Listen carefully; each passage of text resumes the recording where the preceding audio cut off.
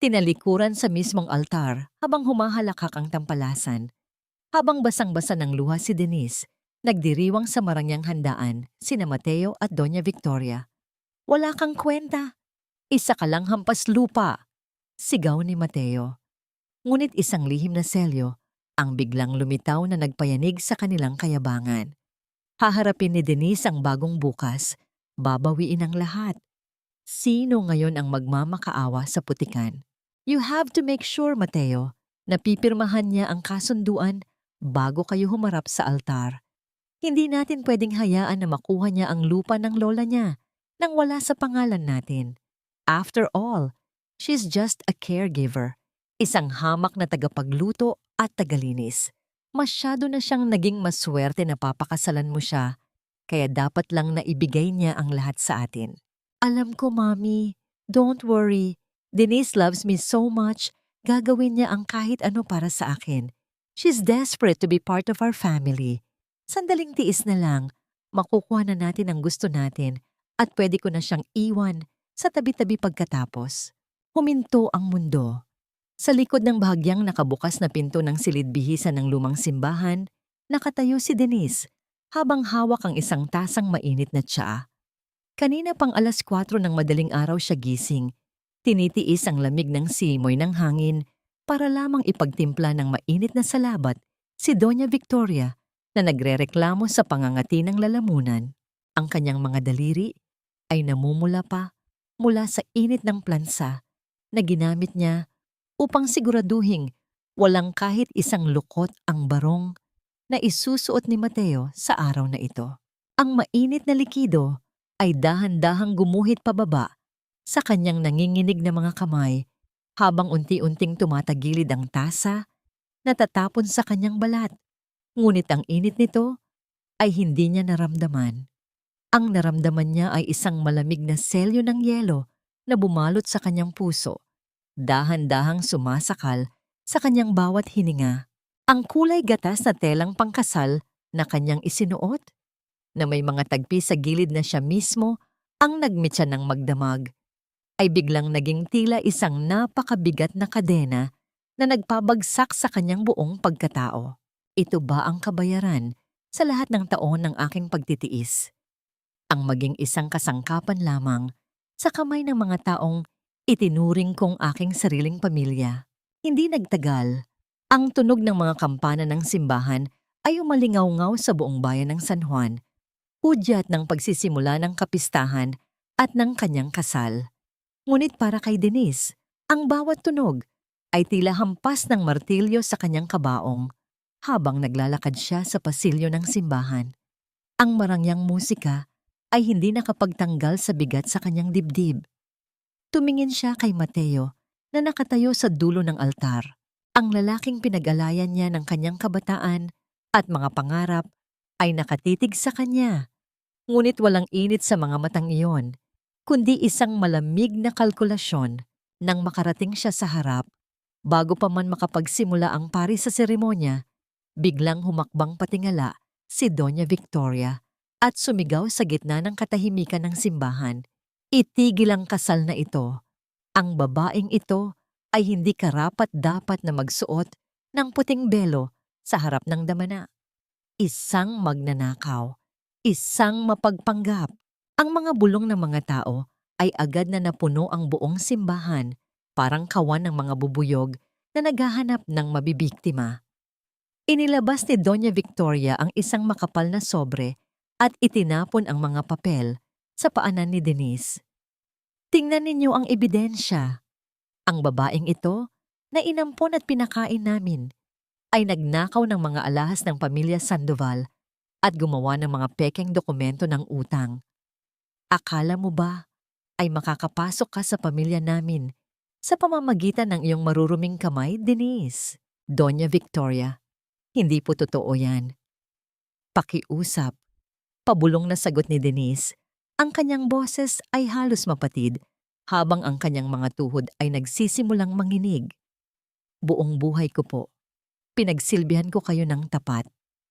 Wala po akong kinuha kahit isang sentimo sa inyo. Huwag mo akong matawag-tawag na ina o tawagin ang pangalan ko gamit ang marumi mong bibig. Isang utusan na tulad mo, walang utang na loob. Lahat ng kinain mo, ang bubong na sumisilong sa'yo ay galing sa amin. At ngayon, ito ang isusukli mo? Tumingin si Denise kay Mateo. Ang kanyang mga mata ay puno ng luha, nagmamakaawa para sa kahit kaunting tulong. Mateo, magsalita ka naman. Alam mong hindi ko magagawa iyon. Pakiusap, Mateo. Lumapit si Mateo, ngunit hindi upang hawakan ang kanyang kamay. Sa halip, isang malakas na sampal ang dumapo sa pisngi ni Denise na nagpatapon sa kanya sa malamig na marmol na sahig ng simbahan. Ang sakit ng sampal ay walang-wala kumpara sa pagkawasak ng kanyang puso. Gusto mo talagang pakasalan kita? Isang katulong na magnanakaw? Nakakadiri ka, Denise. Masyado akong naging mabait sa'yo. Ngunit tama si Mami. Isa ka lang hampas lupa na naghangad na umakyat sa langit sa pamamagitan ko. Tapos na tayo. Lumayas ka sa harap ko bago pa kita ipakaladkad sa mga pulis. Ang mga bulong ng mga tao ay naging malalakas na tawanan at panghuhusga. Sa gitna ng kanyang pinakamalaking kahihiyan, habang nakaluhod sa sahig, habang ang kanyang muka ay nakasubsob sa putik na nadala ng mga sapatos ng mga bisita, ang malalaking pinto ng simbahan ay biglang bumukas ng may lakas, nagpapasok ng malamig na hangin at liwanag ng araw mula sa labas. Si Lando ay pumasok. Ang kanyang mga simpleng tsinelas ay may bakas ng putik mula sa kalsada, ngunit ang kanyang mga mata ay nag-aapoy sa galit na hindi pa nakikita ng sinuman sa bayang iyon. Mabilis siyang lumapit at humarang sa pagitan ni Denise at ng mga Sandoval. Dahan-dahang inangat si Denise mula sa sahig at binalot ang kanyang nanginginig na katawan gamit ang kanyang sariling lumang jacket. Huwag ninyong hawakan ang dumi na galing sa inyong sariling mga kamay. Sigaw ni Lando. Ang kanyang boses ay umaling-awngaw sa bawat sulok ng simbahan. Wala kayong puso. Buong buhay ni Denise, ibinigay niya sa inyo. Pinagkasya niya ang bawat sentimo para lamang mapakain kayo noong kayo ay nagigipit.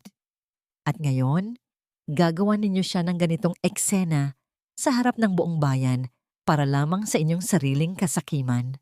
At sino ka naman? Isang tsuper ng tricycle na nakikialam sa usapan ng mga mayayaman? Lumayas kayo rito, bago ko kayo ipakulong pareho. Singhal ni Doña Victoria, ang kanyang mukha ay namumula sa galit. Tumingin si Lando kay Mateo at Victoria nang may malalim na paghamon. Balang araw, ang putik na itinapon ninyo sa kanya ay babalik sa inyo bilang isang malaking guho. At sa araw na yon, walang sino mang makikinig sa inyong pagmamakaawa. Dahan-dahang inakay ni Lando si Denise palabas ng simbahan.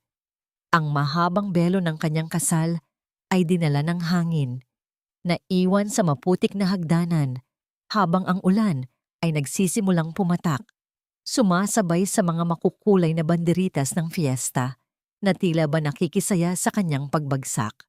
Dahan-dahang huminto ang tricycle ni Lando sa tapat ng lumang bahay ni Denise.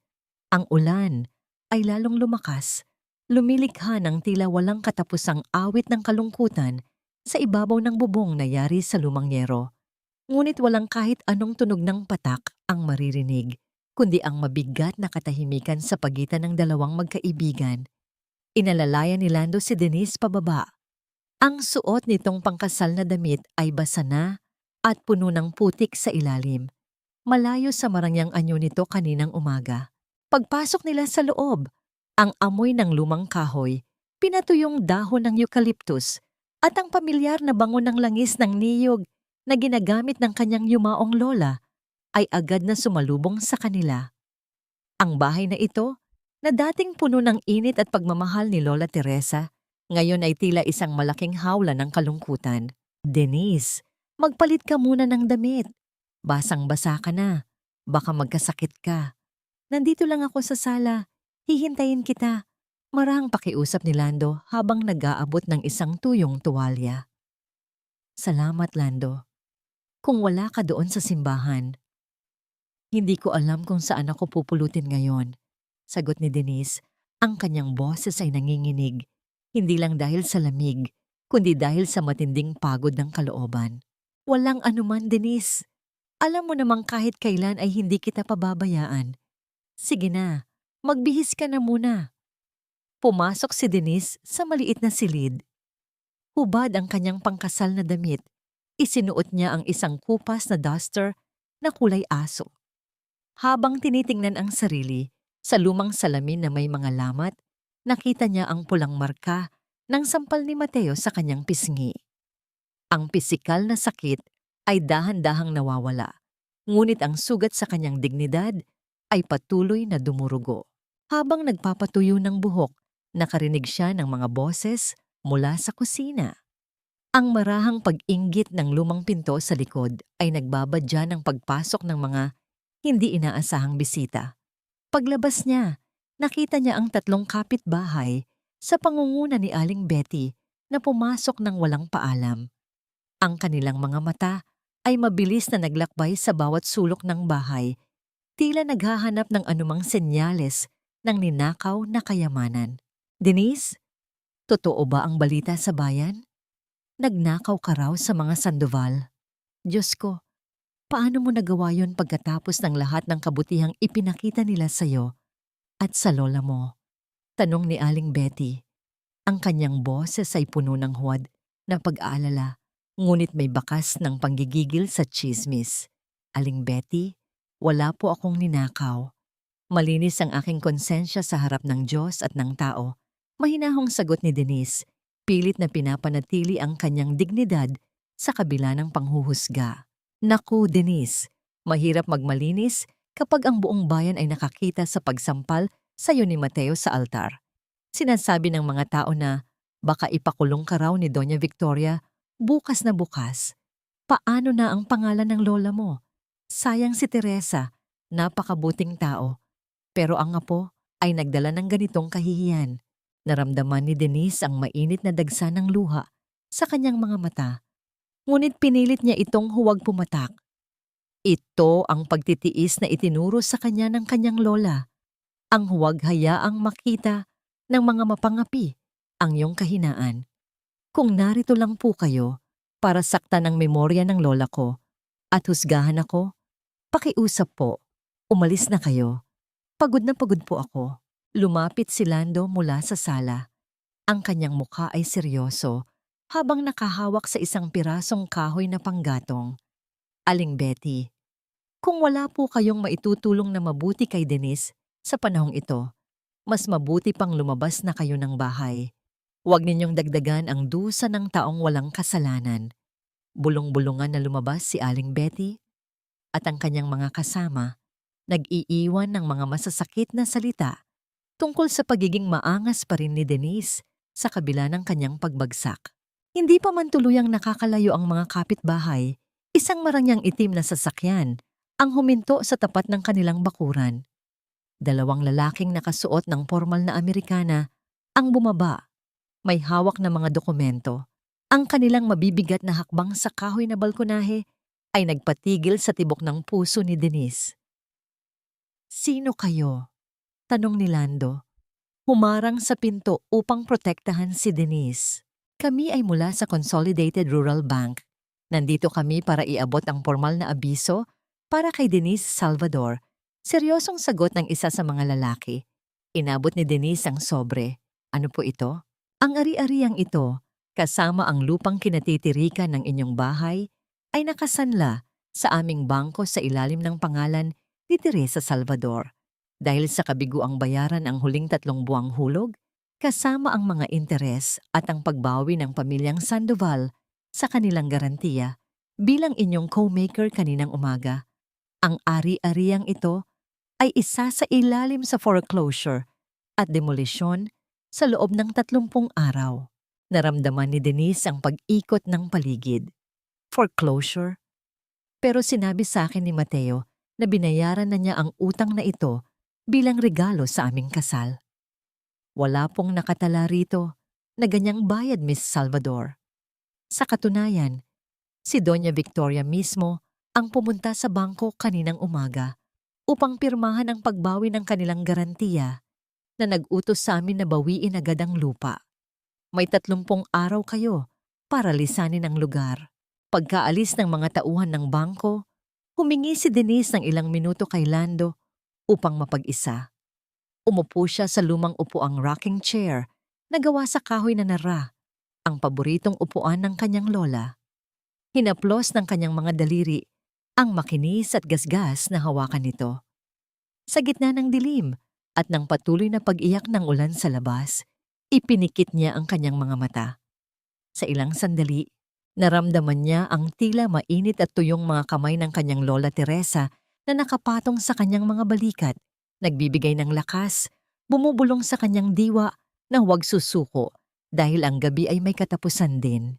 Dahan-dahang binuksan ni Denise ang sobre ng bangko upang basahin muli ang abiso. Sa ilalim ng makapal na papel, napansin niyang may isa pang lumang sobre na sumama, tila matagal nang nakadikit doon. Ito ay isang liham na may selyo ng isang law office, may petsang 5 taon na ang nakalilipas. Ang sulat ay galing sa isang abogadong nagngangalang Attorney Manuel Santos. Nakasaad doon ang mga salitang, "Ligtas pa rin ang mga dokumento sa aking pangangalaga. Teresa, huwag mong hahayaang mahanap nila ang gintong selyo ng pamilyang Montefalco hanggat hindi pa handa ang bata." Napatitig si Denise sa pangalan. Attorney Manuel Santos? Sino siya? At bakit may kinalaman ang kanyang lola sa pamilyang Montefalco, ang pinakamayamang angkan sa bansa? Sa kalagitnaan ng gabi, habang si Lando ay natutulog sa kusina sa ibabaw ng isang banig upang magbantay, at si Denise ay nakahiga, ngunit dilat ang mga mata sa kanyang silid. Isang kakaibang kilos ang naramdaman sa labas. Ang tunog ng dahan-dahang pag-akyat ng mabibigat na hakbang sa balkonahe ay nagpatayo ng balahibo ni Denise. Kasunod nito, ang bakal na trangka ng kanilang lumang pinto ay nagsimulang gumalaw. Ang tunog ng kinakalawang na bakal na dahan-dahang kinakalos mula sa labas ay pumuno sa tahimik na gabi, habang ang hangin sa labas ay patuloy na humuhagupit na tila nagbabadya ng mas malaking panganib. Sa loob ng madilim na sala, mabilis na lumapit si Lando sa pinto, habang mahigpit ang hawak sa piraso ng panggatong, handang harapin kung sino man ang nangangahas na pumasok sa kalagitnaan ng gabi. Si Denise naman ay nanatiling nakatayo sa may gilid, pigilang hininga habang nakakapit sa gilid ng lumang aparador.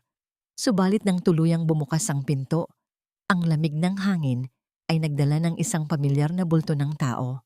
Si Aling Rosa pala yon, basang-basa ng ulan at nanginginig ang mga labi, ngunit may yakap-yakap na isang maliit na kaldero na nakabalot sa makapal na tela upang mapanatili ang init nito. Diyos ko, Denise, Lando, pasensya na kayo kung nabulabog ko kayo ng ganitong oras. Nakita ko kasing nakabukas pa ang maliit na ilawan ninyo sa labas at hindi ako mapakali sa bahay dahil sa takot para sa iyo, Denise. Hingal na pahayag ni Aling Rosa, habang mabilis na isinasara ni Lando ang pinto sa likod nito. Nakahinga ng maluwag si Lando at dahan-dahang ibinaba ang hawak na kahoy. Aling Rosa, akala ko po kung sino na. Muntik ko na kayong mapalo ng panggatong. Pasensya na talaga. May dala akong mainit na sabaw ng manok at kaunting gulay mula sa aking maliit na paninda sa palengke. Alam kong hindi ka pa kumakain ng maayos simula kaninang umaga. Des, dagdag ni Aling Rosa habang nakatingin kay Denise nang may matinding pag-aalala. Ang malamig na takot na kanina lamang ay sumasakal sa dibdib ni Denise ay biglang natunaw, pinalitan ng mainit na luha ng pasasalamat. Lumapit siya kay Aling Rosa at mahigpit itong niyakap. Hinahayaan ang sarili na umiyak sa balikat ng matandang babae na palaging nagpaparamdam sa kanya ng kalinga ng isang ina. Habang nag-aayos ng lamesa si Aling Rosa para sa kanilang simpleng hapunan, isang sunod-sunod na patak ng tubig ang biglang tumama sa sahig ng kanilang maliit na kusina. Tumingin si Lando sa itaas at napansin na may maliit na butas ang bubong sa ibabaw ng hapagkainan kung saan unti-unting pumapasok ang tubig ulan. Nang walang pag-aalinlangan, kumuha si Lando ng flashlight at lumabas sa bumabagyong gabi. Lando, huwag na ngayon! Napakalakas ng ulan sa labas. Baka mapano ka doon sa bubong. Sigaw ni Denise mula sa bintana. Labis ang pag-aalala habang pinapanood ang kaibigan. Huwag kang mag-alala, Denise. Madali lang ito. Hindi ko hahayaang mabasa ka sa loob habang kumakain. Sigaw pabalik ni Lando. Ang kanyang boses ay naging sapat na proteksyon laban sa bagsik ng bagyo sa labas. Mabilis na umakyat si Lando sa lumang hagdan ng kawayan. Tinitiis ang hampas ng malamig na hangin at ulan sa kanyang likuran upang ayusin ang nasirang yero gamit ang isang pirasong goma at lumang bato. Ang bawat kilos ni Lando, ang bawat sakripisyo na ginagawa nito nang walang hinihinging kapalit, ay dahan-dahang nag-iwan ng malalim na marka sa puso ni Denise, isang tahimik na ugnayan ng pagtitiwala na mas matatag pa sa anumang bagyo. Nang makabalik si Lando sa loob ng bahay na basang-basa, mabilis siyang binigyan ni Denise ng isang tuyong tuwalya upang patuyuin ang sarili. Naupo silang tatlo sa paligid ng maliit na lamesa, sa ilalim ng malamig na liwanag ng isang kandila. Dito ay dahan-dahang kinuha ni Lando mula sa kanyang bulsa ang isang pirasong pandesal na nakabalot sa plastik. Bagaman medyo nayupi ito dahil sa kanyang bulsa, dahan-dahan niya itong pinunit sa dalawa at ibinigay ang mas malaking bahagi kay Denise. Walang salitang namutawi sa kanilang mga labi, ngunit ang kanilang mga mata ay nag-usap sa isang tahimik na wika ng unawaan at pagtitiwala sa isa't isa sa gitna ng kahirapan. Habang humihigop ng mainit na sabaw, naging seryoso ang mukha ni Aling Rosa. Denise, kailangan mong mag-ingat ng husto sa mga susunod na araw. Narinig ko kanina sa palengke habang nag-aayos ako ng aking pwesto. Si Doña Victoria, balak niyang bilhin ang buong barangay na ito mula sa lokal na bangko. Gagamitin niya ang kanyang koneksyon sa mga opisyal para mapabilis ang foreclosure ng lupa ninyo upang hindi mo man lang maabot ang 30 araw na palugit dito. Ganun ba kalaki ang galit nila sa akin? Ano ba ang nagawa ko sa kanila, kundi ang magsilbi ng tapat sa loob ng maraming taon? Tanong ni Denise. Ang kanyang boses ay puno ng pait. Hindi lang ito tungkol sa galit, Denise. Bulong ni Aling Rosa habang inilalapit ang kanyang mukha sa kandila. May narinig akong usap-usapan mula sa mga dating katulong sa mansyon. May hinahanap sila sa lola mo na sa tingin nila ay nasa iyo ngayon. Isang bagay na pwedeng magligtas sa kanila sa kanilang mga naglalakihang utang sa bangko. Habang seryosong nag-uusap ang dalawa, isang maliwanag na ilaw mula sa labas ang biglang gumuhit sa dingding ng kanilang sala.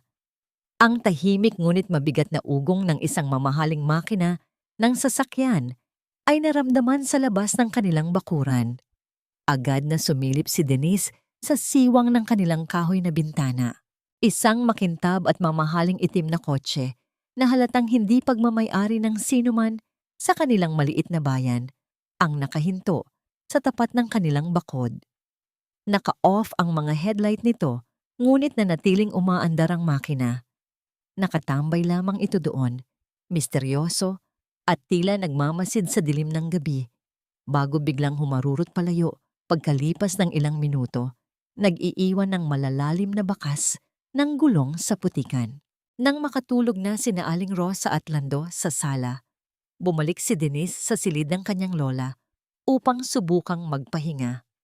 Ang bahay ay muling binalot ng katahimikan ng madaling araw, ngunit habang nakahiga si Denise sa lumang kama, isang kakaiba at marahang kalasgas ang naririnig niya, hindi sa labas ng bahay, kundi direkta sa ilalim ng sahig ng silid ng kanyang lola. Ito ay tila tunog ng mga kuko o isang matigas na bakal na dahan-dahang kumakamot sa ilalim ng mga lumang tabla ng kahoy na tila may kung sinong nilalang o tao ang nagpupumilit na maghukay at abutin ang isang bagay na nakatago sa ilalim ng bahay.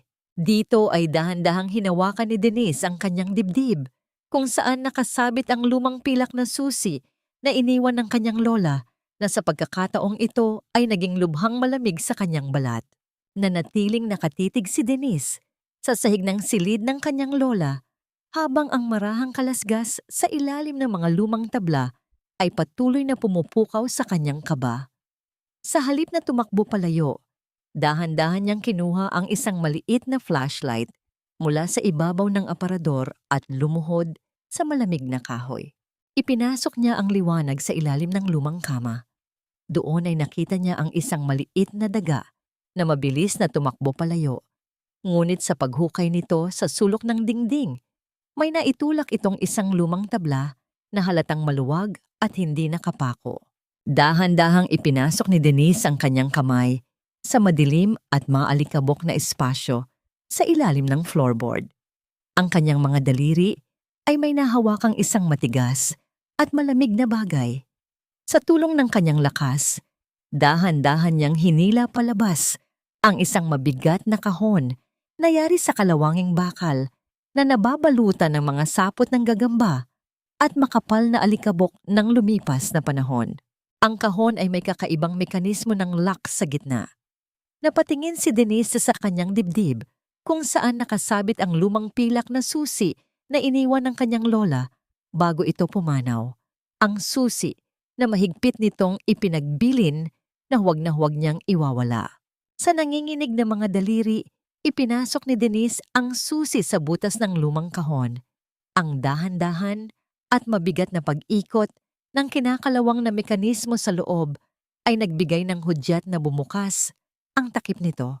Dinala ni Denise ang kahon sa sala at ipinatong ito sa maliit na kahoy na lamesa. Sa tapat ng natutulog na sina Lando at Aling Rosa na tila hindi nagising sa kanyang mga kilos. Sa loob ng kahon, may mga papel na maayos na nakabalot sa makapal na telang. May langis upang maprotektahan ang mga ito laban sa basa at amag. Sa ibabaw ng mga dokumento ay nakapatong ang isang napakabigat at makintab na gintong selyo. Isang tatak na may ukit ng isang lawin na lumilipad sa ibabaw ng 3 taluktok ng bundok. Ang sagisag ng marangyang pamilyang Montefalco. Sa ilalim ng gintong selyo ay ang mga sertipiko ng kapanganakan, mga titulo ng lupa, at isang opisyal na testamento na nilagdaan ng yumaong Don Alejandro Montefalco. Ang mga dokumentong ito ay nagpapatunay ng walang alinlangan na ang kanyang lola, si Teresa Montefalco, na nagpalit ng apelyido bilang Teresa Salvador, ay ang panganay at tunay na tagapagmana ng buong ari-arian ng pamilyang Montefalco. Kasama rin sa mga papel ang isang sulat kamay na liham mula kay Lola Teresa para sa kanya. Aking apo, si Denise. Patawarin mo ako kung ipinagkait ko sa iyo ang karangyaan ng pamilyang Montefalco habang ako ay nabubuhay pa. Ginawa ko ito upang protektahan ka mula sa kasakiman at kapahamakan ng mundong iyon. Ngunit kung hawak mo na ang sulat na ito, ibig sabihin ay wala ka ng masisilungan at ang mga kaaway ay unti-unti nang lumalapit sa iyo. Gamitin mo ang gintong silyong ito upang bawiin kung ano ang para sa iyo. Huwag kang matakot, aking apo, dahil ang katotohanan ay palaging magiging kalasag mo. Nabasang muli ng luha ni Denise ang lumang papel habang binabasa ang bawat salita.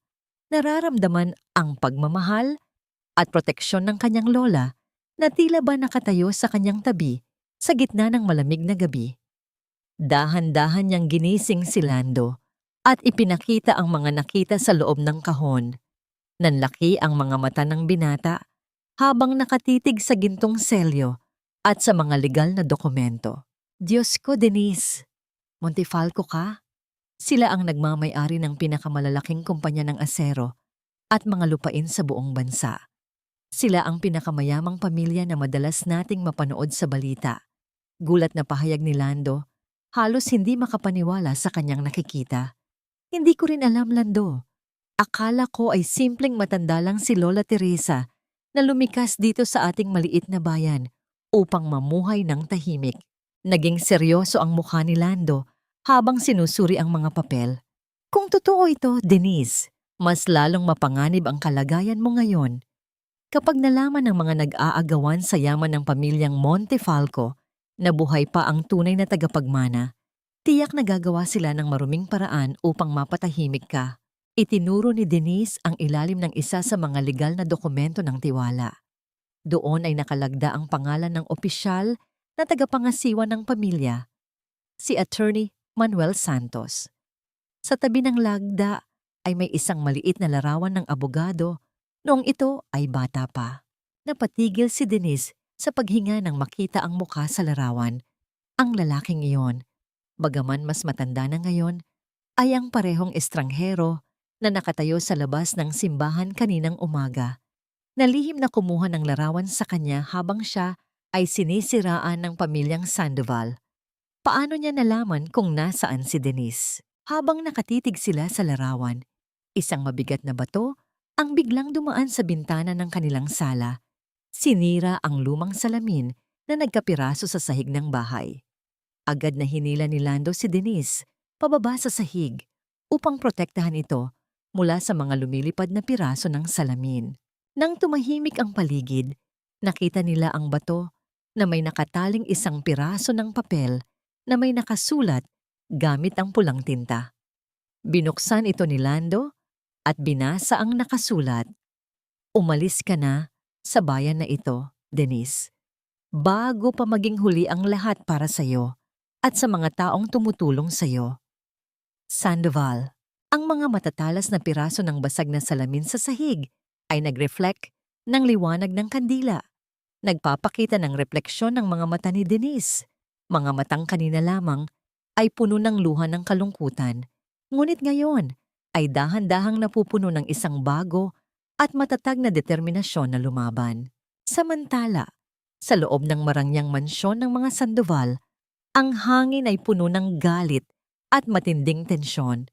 Marahas na itinapon ni Doña Victoria ang isang salansan ng mga sulat sa ibabaw ng lamesang salamin, habang si Mateo ay nakaupo sa gilid, nakahawak ang magkabilang kamay sa kanyang ulo. Mommy, please calm down. Babalik din ang mga investors natin kapag natapos na ang issue kay Denise. Pakiusap ni Mateo. Pilit na pinapakalma ang kanyang ina, bagaman bakas din sa kanyang muka ang labis na kaba. How can I calm down, Mateo? Lahat ng bangko ay tinanggihan ang ating loan application. Ang mga tseke natin para sa sahod ng mga tauhan sa resort ay nagsipagtalbukan na. Kung hindi natin mababayaran ang utang natin sa susunod na linggo, kukunin ng bangko ang mansyong ito. Sinabi ko sa iyo na siguraduhin mong pipirmahan ni Denise ang kasunduan sa lupa bago ang kasal. Ngunit dahil sa kapabayaan mo, nasa bingit na tayo ng pagiging palaboy. Sigaw ni Doña Victoria. Ang kanyang boses ay nanginginig sa takot na mawala ang marangyang buhay na kanyang kinasanayan. Sinisisi mo ako ngayon, Mami. Ikaw ang nag-utos na hiyain siya sa simbahan para hindi siya makahingi ng kahit ano pagkatapos ng kasal. Sumbat ni Mateo, hindi na rin napigilan ang sariling galit. Desperado na silang dalawa at ang tanging nakikita nilang paraan upang makaligtas ay ang makakuha ng pondo o pakikipagtulungan sa malaking kumpanya ng asero, ang kilalang Montefalco Group, sa kabila ng ingay at kaguluhan ng pamilya Sandoval sa pinakamataas na palapag ng marangyang gusali ng Korporasyong Montefalco sa Maynila. May isa pang nag-aapoy na kasakiman ang nagaganap. Nakatayo si Sofia Montefalco sa tapat ng malaking glass window habang hawak ang isang baso ng mamahaling alak. Nakaharap sa 3 abogadong binabayaran niya ng malaking halaga. Attorney Cruz, siguraduhin ninyong walang makikitang anomalya sa mga pirma ng lola ko sa kasunduan ng paglilipat ng ari-arian. Kapag pumanaw si Don Alejandro, gusto kong ang buong korporasyon ay mapunta sa aking mga kamay nang walang anumang sagabal. Malamig na utos ni Sofia. Ngunit Miss Sofia, may mga bulong-bulungan na ang nawawalang kapatid ni Don Alejandro na si Teresa ay may naiwang apo na buhay pa. Kung lumitaw ang batang iyon na may hawak na orihinal na testamento, Maaaring mapawalang bisa ang lahat ng ginawa natin. Pag-aalangan ng abogado. Matagal nang patay si Teresa. At kung may apo man siya, tiyak na isa lamang itong pulubi sa kung aling probinsya na walang kakayahang lumaban sa korte. Huwag ninyo akong bigyan ng mga kwentong walang katotohanan. Tapusin ninyo ang mga papel. Panggigigil ni Sofia ang kanyang magagandang mata ay napuno ng madilim na ambisyon.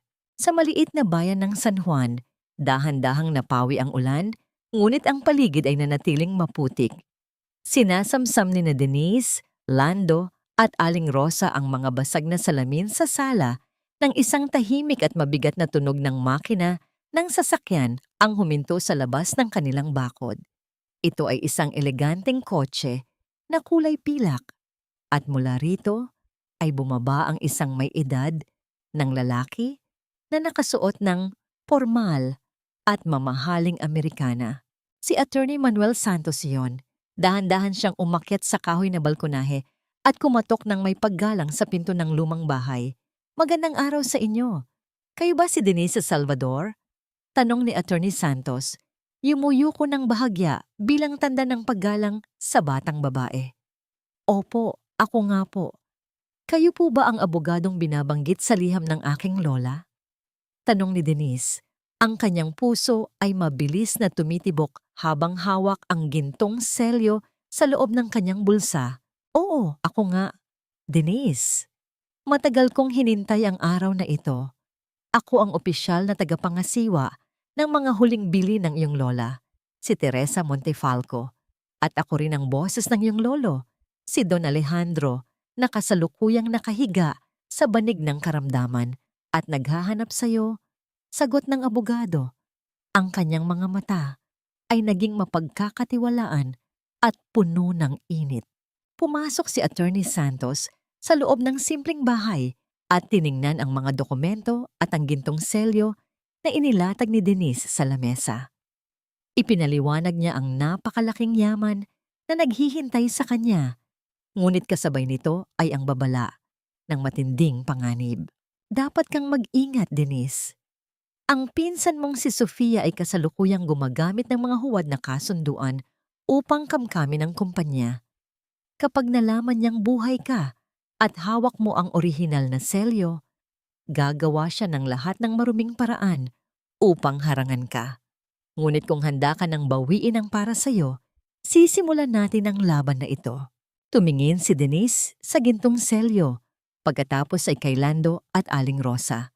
Naramdaman niya ang bigat ng kanyang tunay na pagkakakilanlan.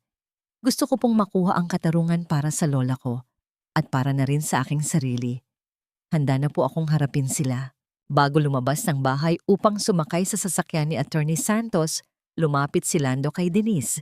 Walang salitang lumabas sa kanyang mga labi, ngunit ang kanyang kanang kamay ay dahan-dahan at mahigpit na humawak sa balikat ng dalaga. Ito ay isang mainit at matatag na hawak na nagpapahayag ng isang tahimik na pangako. Nandito ako. Kahit saan ka man magpunta, kahit anong bagyo ang harapin mo, hinding-hindi kita iiwan. Naramdaman ni Denise ang pag-apaw ng init sa kanyang puso, sapat na upang tunawin ang anumang takot sa darating na bukas. Habang naglalakad sila patungo sa kotse, may binanggit si Attorney Santos na bahagyang nagpaisip kay Denise. Ipinagtataka ko lang kung paano nalaman ni Sofia ang tungkol sa pagkawala ng iyong lola. 5 taon na ang nakalilipas. Wala kaming inilabas na anunsyo noon, ngunit tila may nagbulong sa kanya mula sa inyong bayan. Sino kaya sa San Juan ang may lihim na pakikipag-ugnayan sa pamilyang Montefalco noong panahong iyon? Nang sumakay si Denise sa loob ng mamahaling sasakyan, dahan-dahang umandar ang kotse patungo sa pangunahing kalsada. Sa may dulo ng kalye, naglalakad si Mateo Sandoval habang basa ang mga damit mula sa natitirang ulan. Narinig niya ang banayad na ugong ng makina at lumingon siya.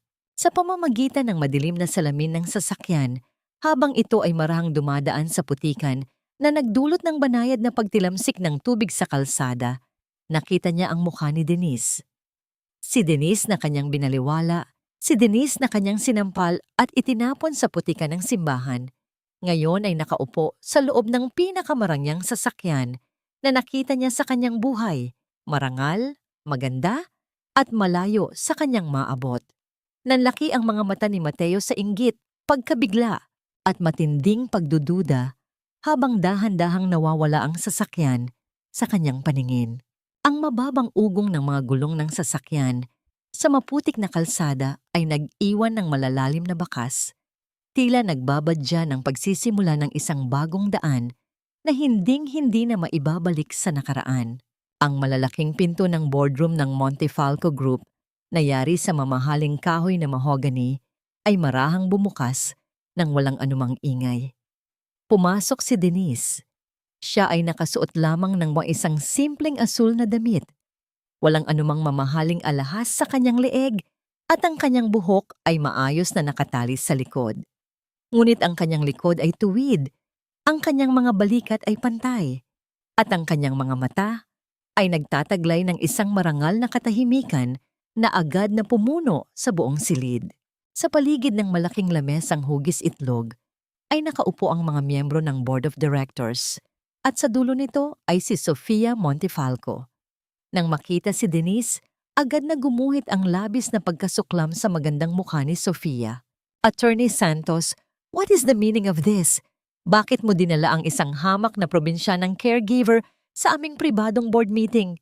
Lumabas ka rito, babae, bago ko tawagin ang security para kalad ka rin ka palabas. Bulyaw ni Sofia. Ang kanyang boses ay nanginginig sa galit. Hindi siya lalabas, Sofia. Malamig na sagot ni Attorney Santos habang dahan-dahang ipinapatong ang isang makapal na folder sa ibabaw ng lamesa.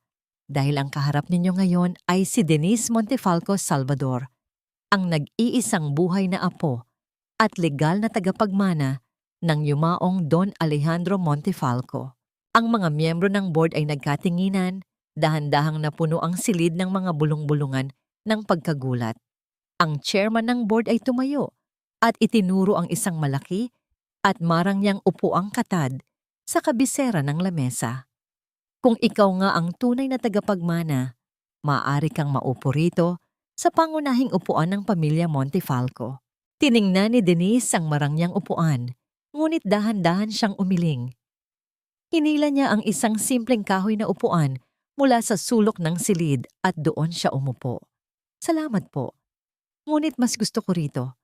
Ang upuan ay hindi nagpapatunay ng aking karangalan, kundi ang katotohanan na aking daladala.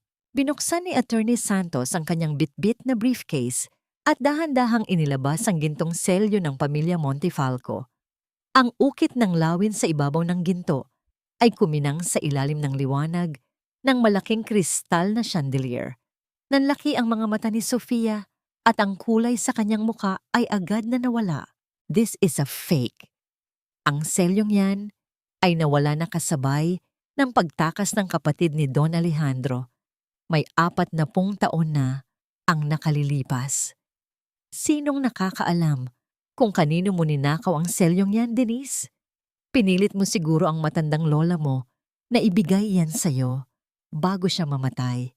You are just a parasite trying to steal our family's fortune. Galit na sigaw ni Sofia habang nakaturo ang daliri kay Denise. Tinitigan siya ni Denise nang walang kahit anong takot sa kanyang mga mata. Hindi kailanman naging magnanakaw ang aking lola, Sofia. Siya ang panganay na anak na kusang umalis sa pamilyang ito dahil hindi niya masikmura ang kasakiman ng mga taong nakapaligid sa kanya. At ngayon, narito ako upang tapusin ang kasakiman na inyong sinimulan. Matapos ang mahabang talakayan, nagpasya ang Board of Directors na suspindihin muna ang anumang desisyon ni Sofia habang sinusuri ang pagiging tunay ng mga dokumento ng testamento na lalong nagpasingit ng galit sa dibdib ni Sofia.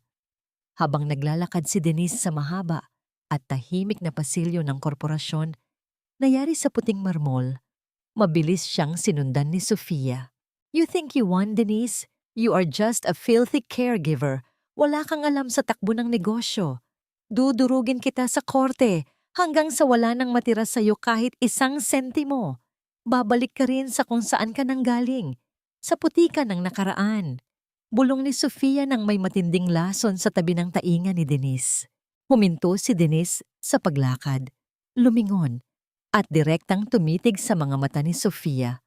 Naranasan ko ng matapon sa putikan, Sofia, at doon ko natutunan na ang putik sa balat ay madaling hugasan ng tubig, ngunit ang dumi sa iyong puso ay hinding-hindi mo mabubura kahit anong yaman ang meron ka. Ipinagpatuloy ni Denise ang paglalakad. Iniiwan si Sofia na nanginginig sa galit sa pasilyo. Nang makapasok sa loob ng tahimik at ligtas na sasakyan kasama si Attorney Santos, doon lamang dahan-dahang gumuho ang matatag na anyo ni Denise. Niyakap niya ang kanyang sariling mga tuhod at dahan-dahang nanginginig ang kanyang buong katawan. Ang napakalaking kapangyarihan ng pamilya Montefalco ay tila isang malaking bundok na handang durunggisin siya anumang oras. Huwag kang matakot, Denise. Ginawa mo ang tama. Napakagiting ng iyong Lola Teresa at tiyak na ipagmamalaki ka niya ngayon. Marahang pag-comfort ni Attorney Santos. Natatakot po ako, Attorney Santos, ngunit hindi ko hahayaang mapunta sa kanila ang alaala ng aking lola. Bulong ni Denise habang pinapahid ang kaunting luha sa kanyang mata. May iniabot si Attorney Santos na isang maliit na folder mula sa lihim na L-drawer ni Don Alejandro. Nakuha ko ito bago siya dinala sa ospital. Ito ang listahan ng mga transaksyon sa labas ng pamilya na kanyang tinulungan. Binuksan ito ni Denise. Nanlaki ang kanyang mga mata nang makita ang isang pamilyar na pangalan, Mateo Sandoval. May nakatalang malaking halaga ng pera na ipinadala rito may 3 taon na ang nakalilipas upang isalba ang resort business ng pamilya Sandoval. Bakit tinulungan ng kanyang lolo si Mateo? May lihim ba silang pakikipag-ugnayan noon pa man? Habang nakatitig sa papel, ang panginginig ng kanyang hawak na telepono ay biglang pumutol sa katahimikan sa loob ng sasakyan. Agad niyang dinala ang telepono sa kanyang tainga. Hello? Lando? Denise! Denise, kailangan mong umuwi ngayon. May mga hindi kilalang lalaki na may dalang mga bakal na umaaligid sa lumang bahay ng lola mo. Sinisira nila ang bakod at hinahanap ka. Denise, huwag kang pupunta rito mag-isa. Ang tawag ay biglang naputol. Iniwan ang isang mahabang tunog ng katahimikan sa kabilang linya. Ang maliit na pulang ilaw sa screen ng kanyang telepono ay patuloy na kumukurap sa loob ng madilim na sasakyan. Hudyat ng naputol na ugnayan sa gitna ng panganib. Bago pa man tuluyang mailagay si Denise sa matinding panganib sa lumang bayan, mabilis na nagpadala si Attorney Santos ng mga tauhan ng seguridad sa San Juan. Sila ay dumating sa tamang oras upang iligtas si Lando mula sa mga lalaking inutusan ni Sofia na sirain ang kanilang bakod. Bagaman may mga pasa sa kamay si Lando dahil sa pagtatangkang ipagtanggol ang bakuran, ligtas ang kanyang buhay at ang lumang bahay ng lola ni Denise. Ang pangyayaring ito ay lalong nagpatatag sa determinasyon ni Denise na tanggapin ang kanyang luklukan sa kumpanya upang tuluyang tapusin ang kapangyarihan ng kanyang mga kaaway. Lumipas ang ilang araw at ang pamilya Sandoval ay tuluyan ng humarap sa matinding krisis sa pananalapi. Sa loob ng opisina ng kanilang kumpanya na unti-unti nang nawawalan ng mga gamit dahil sa pagbawi ng mga creditor, marahas na naglalakad si Doña Victoria habang nakatingin kay Mateo. Mateo, wala na tayong ibang pagpipilian. Mayroon pa akong huling piraso ng gintong alahas at ang titulo ng maliit na bodega natin sa probinsya. Isuko na natin ito para lamang makakuha ng formal na appointment sa bagong kinatawan ng Montefalco Group. Nabalitaan kong naghahanap sila ng mga lokal na supplier. Kung makuha natin ang kontratang ito, maliligtas ang kumpanya natin sa pagkabangkarote. Desperadong pahayag ni Doña Victoria. Sige, Mami, pero sigurado ka ba na tatanggapin nila tayo? Balita ko, napakahigpit daw ng bagong executive na yon. Pag-aalangan ni Mateo, ang kanyang muka ay puno ng matinding pagod. Kami ang mga Sandoval. May pangalan pa rin tayo sa industriya. Gagawin natin ang lahat para makuha ang tiwala niya Mayabang pa ring sagot ni Victoria. Pagkalipas ng ilang oras, dumating sina Victoria at Mateo sa marangyang reception area ng Montefalco Group. Sila ay nakasuot ng kanilang pinakamagagandang damit upang magkunwari pa ring mayaman sa harap ng mga sekretarya. Bagaman ang kanilang mga puso ay puno ng kaba. Umayos ng tayo si Doña Victoria at humarap sa receptionist ng may mataas na tono. Pakiusap, sabihin mo sa inyong bagong executive na narito na si Doña Victoria at Mateo Sandoval para sa aming nakatakdang appointment sa ganap na 2:00 ng hapon. Hindi kami sanay na naghihintay ng matagal. Utos ni Victoria habang inaayos ang kanyang pekeng kwintas na perlas. Sandali lamang po, madam. Kasalukuyan pa pong tinatapos ng aming kinatawan ang isang mahalagang tawag. Magalang na sagot ng receptionist. Mami, dahan-dahan ka naman sa pananalita mo. Kailangan natin ng kontratang ito. Huwag mong paiiralin ang kayabangan mo rito, bulong ni Mateo. Pilit na hinahatak ang laylayan ng damit ng kanyang ina. Huwag mo akong turuan, Mateo. Alam ko kung paano makipag-usap sa mga mayayamang negosyante, sagot ng matandang babae. Hindi nagtagal. Binuksan ng sekretarya ang malaking salaming pinto patungo sa opisina ng CEO. Dito po, pakiusap. Pumasok sina Victoria at Mateo sa loob ng napakalaki, minimalist, at napakarangyang opisina. Ang malaking lamesa na yari sa mamahaling kahoy ay nakaharap sa malalaking bintanang salamin na nagpapakita ng magandang tanawin ng lungsod. Ang upuang katad ng executive ay nakatalikod sa kanila, kaya hindi nila makita kung sino ang nakaupo rito. Humakbang patingala si Doña Victoria habang hawak ang isang baso ng malamig na tubig na ibinigay sa kanya ng sekretarya. Nagsimula siyang magsalita gamit ang kanyang pinakaeleganteng tono.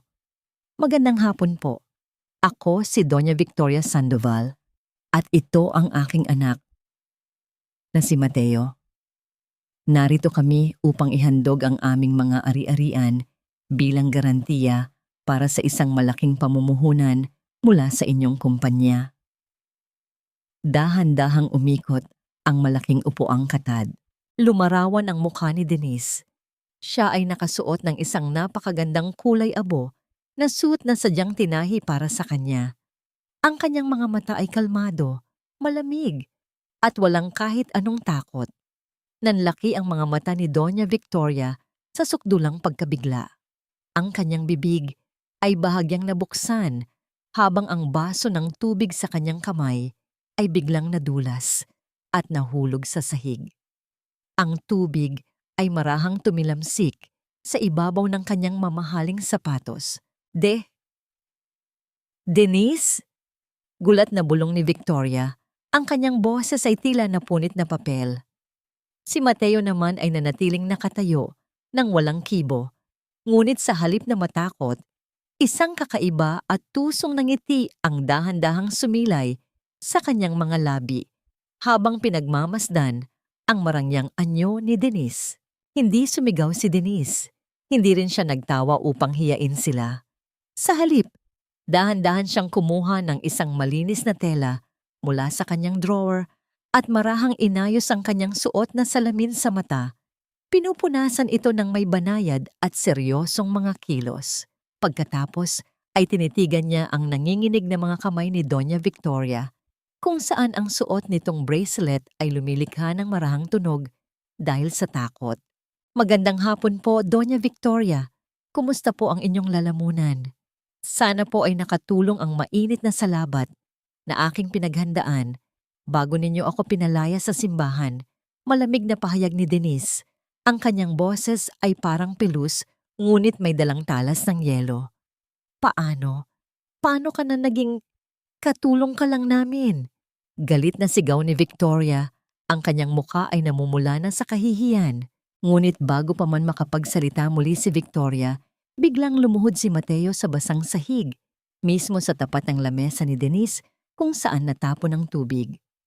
Ang kanyang mga mata ay dahan-dahang napuno ng mga luha habang nakatingala sa dating kasintahan.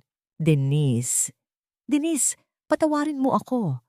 Pinilit lang ako ni Mami na gawin yun sa'yo sa simbahan. Sinasabi ko sa'yo ang katotohanan. Gabi-gabi akong umiiyak dahil pinagsisihan ko ang aking ginawa. Mahal pa rin kita, Denise. Handa akong iwan ang lahat para sa'yo.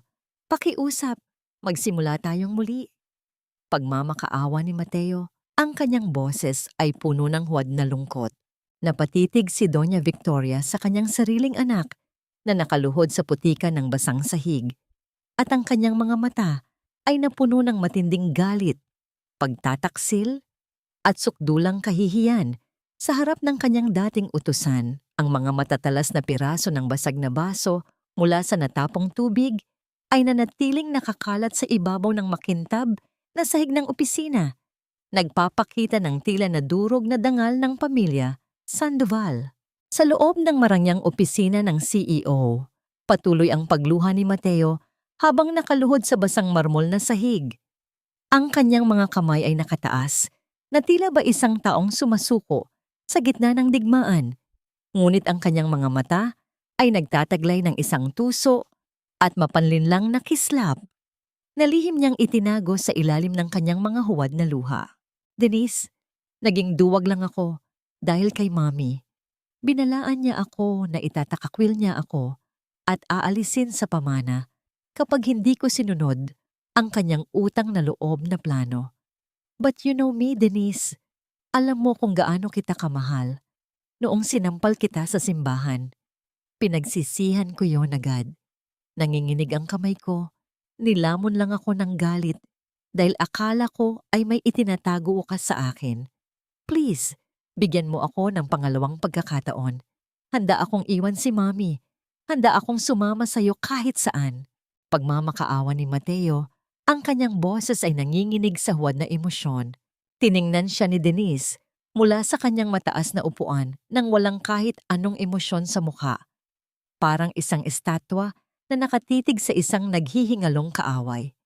Tumayo ka riyan, Mateo. Baka marumihan pa ang suot mong mamahaling pantalon na binili mo gamit ang perang ninakaw ninyo sa pondo ng mga ulila na dating hawak ng aking lola. Malamig na pahayag ni Denise. Napatigil si Mateo, dahan-dahang tumayo habang pinapahid ang kanyang mukha. Ano? Anong sinasabi mo? Alam ko na ang lahat, Mateo.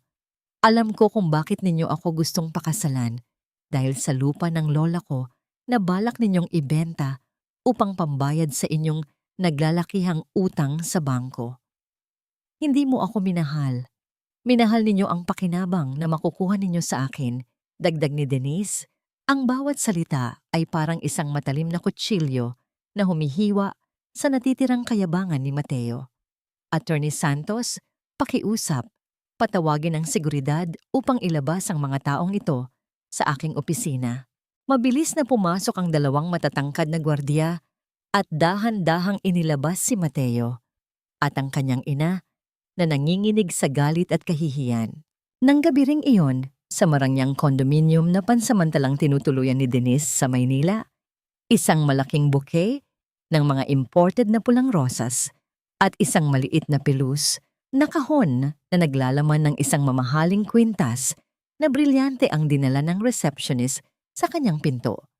Ang regalo ay galing kay Mateo, kasama ang isang maliit na sulat na nagsasabing, "Sana ay tanggapin mo ito bilang tanda ng aking pagsisisi at pag-asa na maibalik ang ating nakaraan." Tiningnan ni Denise ang mga bulaklak at ang kumikinang na kwintas. Kung nangyari ito noong nakaraang taon, tiyak na iiyak siya sa kagalakan. Ngunit ngayon, wala siyang naramdaman kundi ang matinding pagkasuklam sa kababawan ng pag-ibig ni Mateo na dinadaan sa material na bagay. Dinala niya ang mga regalo pababa sa lobby at lumapit sa receptionist at sa matandang katulong na naglilinis ng sahig na si Aling Susan. Aling Susan, para sa inyo po ang mga bulaklak na ito. Ilagay ninyo sa inyong tahanan. At ang kwintas na ito, ibenta ninyo at gamitin ang pera para sa pag-aaral ng inyong mga anak. Nakangiting pahayag ni Denise, ang kanyang boses ay malambot at puno ng tunay na kalinga. Labis ang pasasalamat ng mga tauhan habang si Denise ay bumalik sa kanyang silid na may magaan na pakiramdam. Batid na ang yaman na ibinigay sa kanya ay gagamitin niya sa kabutihan, hindi sa manipulasyon. Kinabukasan, nagpasya si Denise na bumisita muli sa bayan ng San Juan upang kamustahin si Lando at Aling Rosa. Nang huminto ang kanyang kotse sa tapat ng bakuran ni Lando, nagulat siya nang makitang nakaparada doon ang sasakyan ni Mateo. Si Mateo ay nakatayo sa balkonahe, galit na sumisigaw sa tapat ng pinto. Lando! Lumabas ka riyan! Nasaan si Denise? Alam kong pupunta siya rito ngayon. Huwag mo siyang itago sa akin, hampas lupang tsuper ka. Bulyaw ni Mateo, ang kanyang mukha ay namumula sa selos at desperasyon. Lumabas si Lando mula sa loob ng kanyang simpleng bahay. Ang kanyang mga kamay ay may mga benda pa dahil sa nakaraang gulo. Hinarang niya si Mateo nang may matatag na tindig. Mateo, umalis ka na rito. Walang puwang ang isang tuso at sinungaling na tulad mo sa buhay ni Denise. Hindi mo ba nakikitang sapat na ang sakit na idinulot ninyo sa kanya? Malamig na pahayag ni Lando. Ang kanyang boses ay malalim at nagbabadya ng panganib. Sino ka para pagsabihan ako? Isang maruming tsuper lang ng tricycle. Gagamitin mo lang ang yaman ni Denise ngayon para yumaman ka. Singal ni Mateo habang itinutulak ang balikat ni Lando. Mabilis na hinawakan ni Lando ang pulso ni Mateo. Pinipilipit ito ng bahagya upang pigilan ang anuman nitong tangka. Subukan mong humakbang pa, Mateo, at hindi ko titingnan ang suot mong formal na damit. Mabilis na bumaba si Denise sa kanyang kotse at lumapit sa kanila. Mateo, itigil mo iyan. Lumingon si Mateo, ang kanyang mga mata ay biglang nagkaroon ng pag-asa. Denise, tingnan mo ang taong ito. Pinagtatanggol mo ba ang isang tsuper lang? Wala siyang maibibigay sa'yo, Denise. He's just a driver. Humakbang si Denise at tumayo sa gitna ng dalawang lalaki. Tiningnan niya ang galit at desperadong mukha ni Mateo. Pagkatapos ay dahan-dahang humarap kay Lando. Kinuha niya ang may bendang kamay ni Lando at marahang pinagsalikop ang kanilang mga daliri. Ipinapakita ang isang malalim na ugnayan na walang sino mang makakasira. Humarap si Denise kay Mateo. Ang kanyang mga mata ay puno ng kapayapaan at katatagan. Ang taong ito, Mateo, ay ibinigay ang kanyang huling pandesal at pinrotektahan ako sa ilalim ng bagsik ng ulan noong wala akong kahit anong yaman. Ikaw, dinala mo ako sa altar para lamang nakawan, saktan at hiyain. Dito mo makikita kung sino ang tunay na mayaman at karapat-dapat sa ating dalawa. Umalis ka na bago ko patawagin ang mga pulis. Habang pilit na sumasakay si Mateo sa kanyang sasakyan, may nahulog na isang maliit at nalumot na sobre mula sa kanyang bulsa patungo sa maputik na kalsada. Nang makaalis ang sasakyan, dahan-dahang pinulot ni Denise ang sobre. Sa loob nito ay may isang punit na pahina ng lumang talaarawan ng kanyang Lola Teresa na nagbabanggit ng isang lihim na alyansa sa pagitan ng pamilyang Montefalco at ng isa pang pamilya upang itago ang isang pangalawang tagapagmana na may nakasulat na inisyal na JM. Sino si JM? Bago tuluyang mabilis na umalis si Mateo, binaba niya ang salamin ng kanyang kotse at sumigaw kay Lando nang may matinding panggigigil. Akala mo ba ay mapupunta siya sa'yo? Hinding-hindi ko hahayang mapunta ang isang Montefalco sa isang basurang tsuper na tulad mo. Babawiin ko siya, Lando. Sa likod ng isang malaking puno ng mangga sa tabi ng kalsada, isang maliit na pulang ilaw ng isang video camera ay dahan-dahang kumurap sa dilim ng mga dahon. May isang taong lihim na nagre-record sa buong komprontasyon. Kinukuha ang bawat banta ni Mateo at ang eksena ng paghawak ni Denise sa kamay ni Lando. Ang matapang na amoy ng usok ng gasolina mula sa lumang tricycle ni Lando na dahan-dahang pinaandar ng binata upang ihatid si Denise sa loob, ay pumuno sa paligid. Tuluyang tinakpan ng ingay ng makina ng marangyang kotse ni Mateo na mabilis na lumalayo sa daan. Sa loob ng tahimik at formal na opisina ni Attorney Santos, inilatag ng abogado ang mga lumang ledger at mga dokumento ng bangko sa harap ni Denise. Ang malamig na liwanag ng umaga na pumapasok sa malaking bintana ay nagbigay linaw sa mga lamat ng nakaraan na matagal nang itinago ng pamilya Sandoval. Denise, tingnan mo ang mga pirma na ito, pahiwatig ni Attorney Santos habang itinuturo ang serye ng mga slips ng pag-withdraw sa bangko. These are the funds allocated for the orphanage of San Juan, which your grandmother Teresa managed. Bago siya pumanaw, ang pamilya Sandoval, sa pamamagitan ng pekeng pirma ni Doña Victoria, ay dahan-dahang kinuha ang pondo. Gumawa sila ng huwad na kasunduan para lumabas na si Lola Teresa ang nagbigay ng pera sa kanila bilang kabayaran sa isang utang na hindi kailanman nagkaroon ng katotohanan. Naramdaman ni Denise ang mabilis na pag-akyat ng malamig na galit sa kanyang dibdib. Ginamit nila ang pondo na para sa mga ulila? Habang ang lola ko ay naghihingalo, walang pambili ng gamot, at pinilit nilang maging utusan ako nang walang bayad para lamang pagtakpan ang sinasabi nilang utang? Yes, Denise. Ito ay qualified theft, falsification of public documents at estafa. Ginamit nila ang takot at kawalan mo ng kaalaman upang bantaan ka. Ngunit ngayon, hawak na natin ang lahat ng katibayan. Seryosong sagot ng abogado. Ito na ang tamang panahon upang panagutin sila sa harap ng batas. Bulong ni Denise, ang kanyang mga kamay ay marahang nakakuyom, ngunit ang kanyang muka ay nanatiling kalmado at matatag. Hindi nagtagal, ang unang pre-hearing ng kaso ay idinaos sa loob ng isang maliit at seryosong silid ng korte. Nakaupo si Doña Victoria sa tabi ng kanyang mga abogado. Pilit na pinapanatili ang kanyang mayabang na tindig. Habang si Sofia Montefalco naman ay lihim na nakaupo sa gilid ng gallery, nakamasid ng may malamig na tingin. Pumasok si Denise kasama si Attorney Santos. Nang magsimula ang paglilitis, iniharap ng abogado ang makapal na dosye ng ebidensya sa harap ng hukom.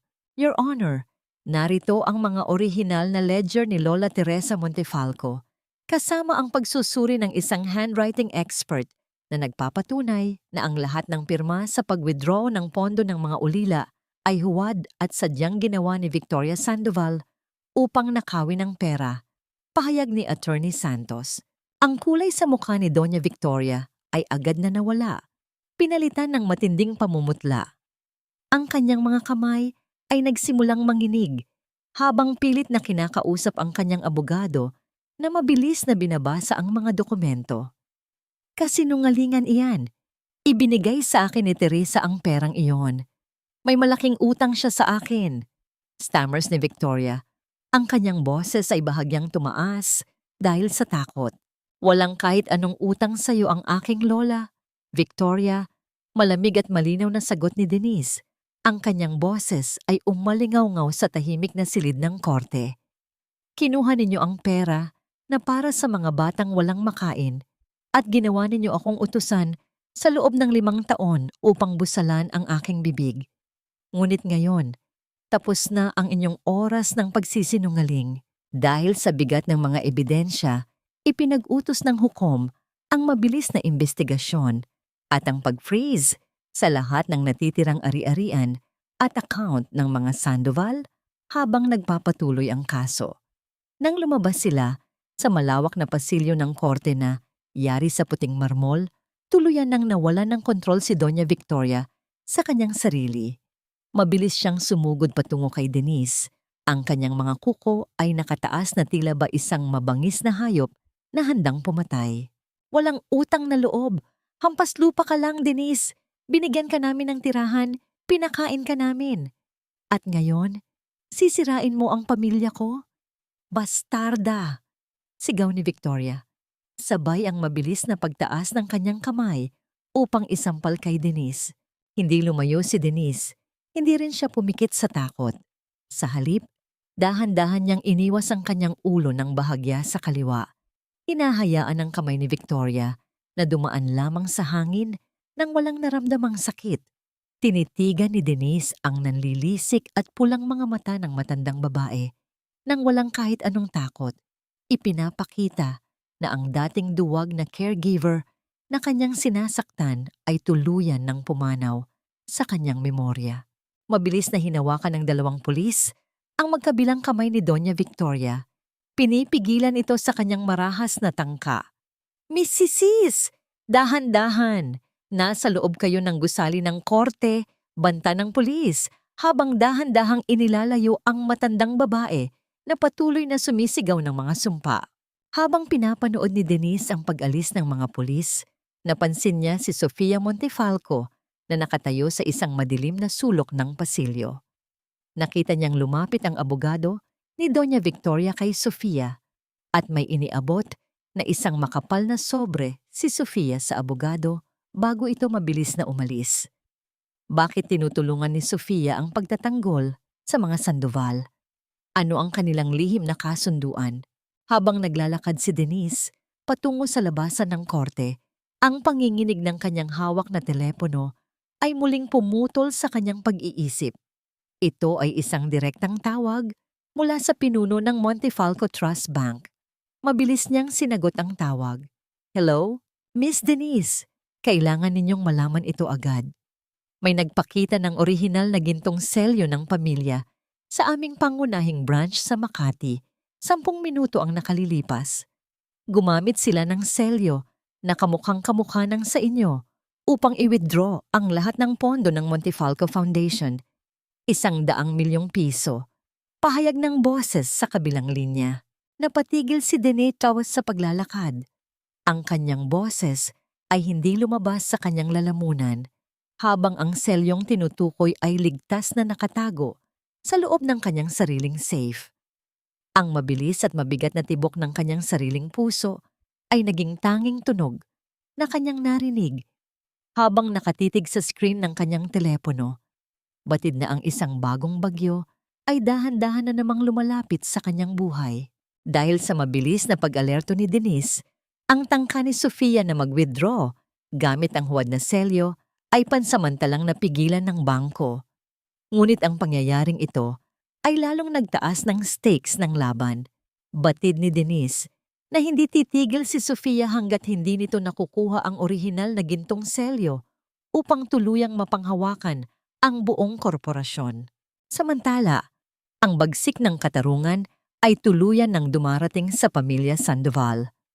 Sa tapat ng malaking bakal na gate ng kanilang mansyon, ilang opisyal ng korte at mga sheriff ang abala sa pagdidikit ng isang malaking pulang karaatula na may nakasulat na foreclosed. Sa loob ng bahay si Donny Chamhimio. Si Doña Victoria ay hysterical na umiiyak habang mabilis na isinisilid ang kanyang mga mamahaling designer bags sa loob ng mga ordinaryong sako ng basura. Ang kanyang buhok ay gulo-gulo at ang kanyang mukha ay wala ng bakas ng dating marangyang donya na kilala ng lahat. Dalian mo, Mateo. Huwag mong hayaang hawakan ng mga mabababang opisyal na yan ang aking mga gamit. Sigaw ni Victoria. Ang kanyang boses ay puno ng matinding galit at kahihiyan habang pilit na kinakaladkad ang isang mabigat na maleta. Si Mateo naman ay nanatiling nakatayo sa may sala. Walang kibo habang hawak ang isang maliit na kahon ng karton na naglalaman ng kanyang ilang pirasong damit.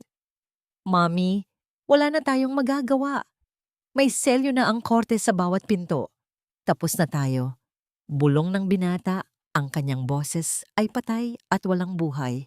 Mabilis silang inakay ng mga guwardiya palabas ng gate at ang malaking bakal na pinto ay dahan-dahang isinara at nilagyan ng makapal na kadena na may kandado. Ang kanilang mansyon, ang huling simbolo ng kanilang yaman, ay tuluyan ng kinuha sa kanila. Mabilis na bumuhos ang malakas na ulan. Naglakad si Mateo sa maputik na daan ng bayan. Hawak ang kanyang kahon. Sinubukan niyang tawagan ang lahat ng kanyang mga mayayamang kaibigan, ngunit walang kahit sino ang sumasagot sa kanyang mga tawag. Para silang may nakakahawang sakit na iniiwasan ng lahat ng tao sa bayan. Sa tabi ng kalsada, sa ilalim ng isang maliit na hintuan ng bus na may tumutulong bubong, nakaupo si Doña Victoria sa isang sementadong upuan, nanginginig sa lamig, habang yakap ang kanyang mga sako ng basura. Dumaan si Aling Rosa na may bitbit na lalagyan ng isda mula sa palengke. Nang makita ang matandang donya na nanginginig sa ulan, hindi siya nagtawa o nagsalita ng masama. Dahan-dahan siyang lumapit, tahimik na nag-iwan ng isang malinis at hindi pa nabubuksang bote ng tubig at isang pirasong tinapay sa tabi ni Victoria, bago nagpatuloy sa paglalakad sa ilalim ng ulan nang walang sinasabing anuman. Napatingin si Doña Victoria sa bote ng tubig at sa unang pagkakataon, ang kanyang mga mata ay napuno ng matinding kahihiyan at pagsisisi sa lahat ng kawalang hiyaan na ginawa niya sa mga mahihirap, lalo na kay Denise. Nang gabing iyon, sa loob ng isang maliit at madilim na motel sa gilid ng lungsod, lihim na nagkita sina Sofia Montefalco at Doña Victoria. Tiningnan ni Sofia ang matandang donya nang may matinding pagkasuklam, ngunit batid niyang magagamit pa niya ito sa kanyang huling plano. Masyado kang kaawa-awa, Victoria, ngunit maaari ka pa ring makatulong sa akin. Ang huwad na selyo na ginamit ko para kunin ang pondo ay hindi sapat dahil may mga security feature ang bangko na nangangailangan ng orihinal na selyo. Batid kong itinatago ni Denise ang orihinal sa loob ng kanyang lumang bahay sa San Juan dahil sa kanyang katangahan sa sentimental na bagay.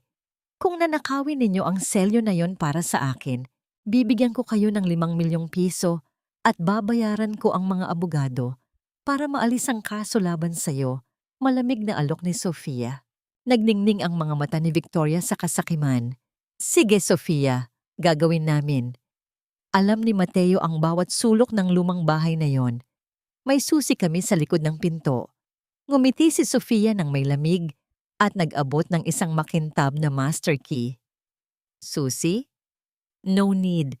Narito ang master key sa likod ng pinto ng bahay niya. Napatigil si Victoria habang tinatanggap ang susi. Susi? Paano mo nakuha ang master key na yan? Hindi sumagot si Sofia, kundi isang mahiwagang ngiti lamang ang sumilay sa kanyang mga labi. Sino kaya sa mga malapit kay Denise ang lihim na nagbigay ng susi kay Sofia upang traidorin sila? Ang eksena ay bumalik sa lumang bahay ni Denise sa San Juan, kung saan nagpasya siyang magpalipas ng weekend upang makapahinga kasama si Lando na natutulog sa may sala sa ibabaw ng kanyang banig upang magbantay. Habang mahimbing na natutulog si Denise sa loob ng kanyang silid, isang madilim na anino ang dahan-dahang gumapang sa siwang ng bintana. Ang anino ay nakasuot ng itim na damit. May hawak na isang manipis at matalim na bakal na kagamitan. Dahan-dahang lumalapit sa tapat ng lumang aparador kung saan nakatago ang bakal na kahon ng kanyang lola. Ang biglang pagpalahaw ng malakas na kulog sa labas ay yumanig sa buong bahay. Dahan-dahang gumising sa tahimik at madilim na gabi. Ang malakas na ugong ng kulog sa labas ay biglang gumising kay Denise mula sa kanyang mahimbing na tulog.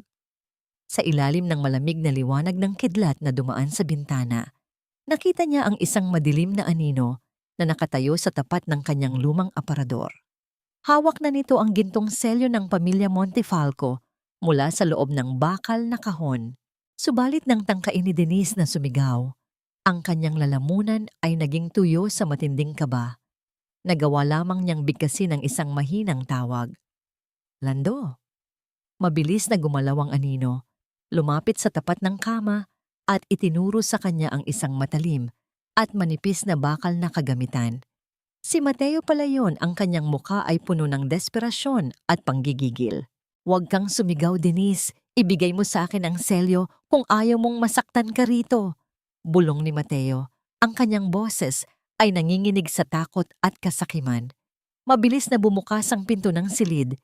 Pumasok si Lando na may hawak na makapal na kahoy. Mateo, bitawan mo iyan. Walang takot na sumugod si Lando patungo kay Mateo. Nagkaroon ng matinding agawan at pagbubuno sa pagitan ng dalawang lalaki sa ibabaw ng sahig. Bagaman may mga benda pa ang mga kamay ni Lando, Ang kanyang lakas na nagmumula sa pagnanais na protektahan si Denise ay naging sapat upang mapatumba si Mateo. Nadulas ang gintong selyo mula sa kamay ni Mateo at gumulong sa sahig, na mabilis namang pinulot ni Denise habang nanginginig ang buong katawan.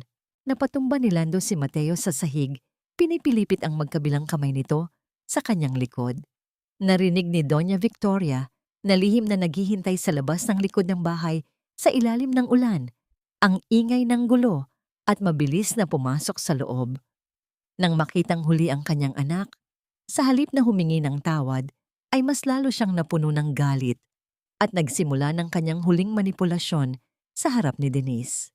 "Bitawan mo ang anak ko, basurang chuper! Denise, napakasama ng puso mo. Binigyan ka namin ng lahat ng pagkain at tirahan, at ngayon ay ipapakulong mo ang anak ko? Kung hindi dahil sa amin, namatay ka na sa gutom. Kasalanan mo ang lahat ng ito. Kung pinirmahan mo lang ang dokumento ng lupa noon, hindi kami hahantong sa ganitong kahihiyan. Nilason mo ang isip ng lola mo laban sa amin." Sigaw ni Victoria. Ang kanyang mga mata ay nanlilisik sa galit. Tumayo si Denise sa harap ng matandang babae, hawak ang gintong selyo. Ang kanyang boses ay pagod na sa lahat ng dusa, ngunit puno ng katatagan na walang sino mang makakapigil. "Doña Victoria, walang sino mang lumason sa isip ng aking lola, kundi ang inyong sariling kasakiman. Ninakaw ninyo ang pondo ng mga ulila. Pinalayas ninyo ako sa simbahan, at ngayon ay pumasok kayo rito tulad ng mga karaniwang magnanakaw sa dilim. Kayo mismo ang sumira sa inyong sariling buhay, hindi ako."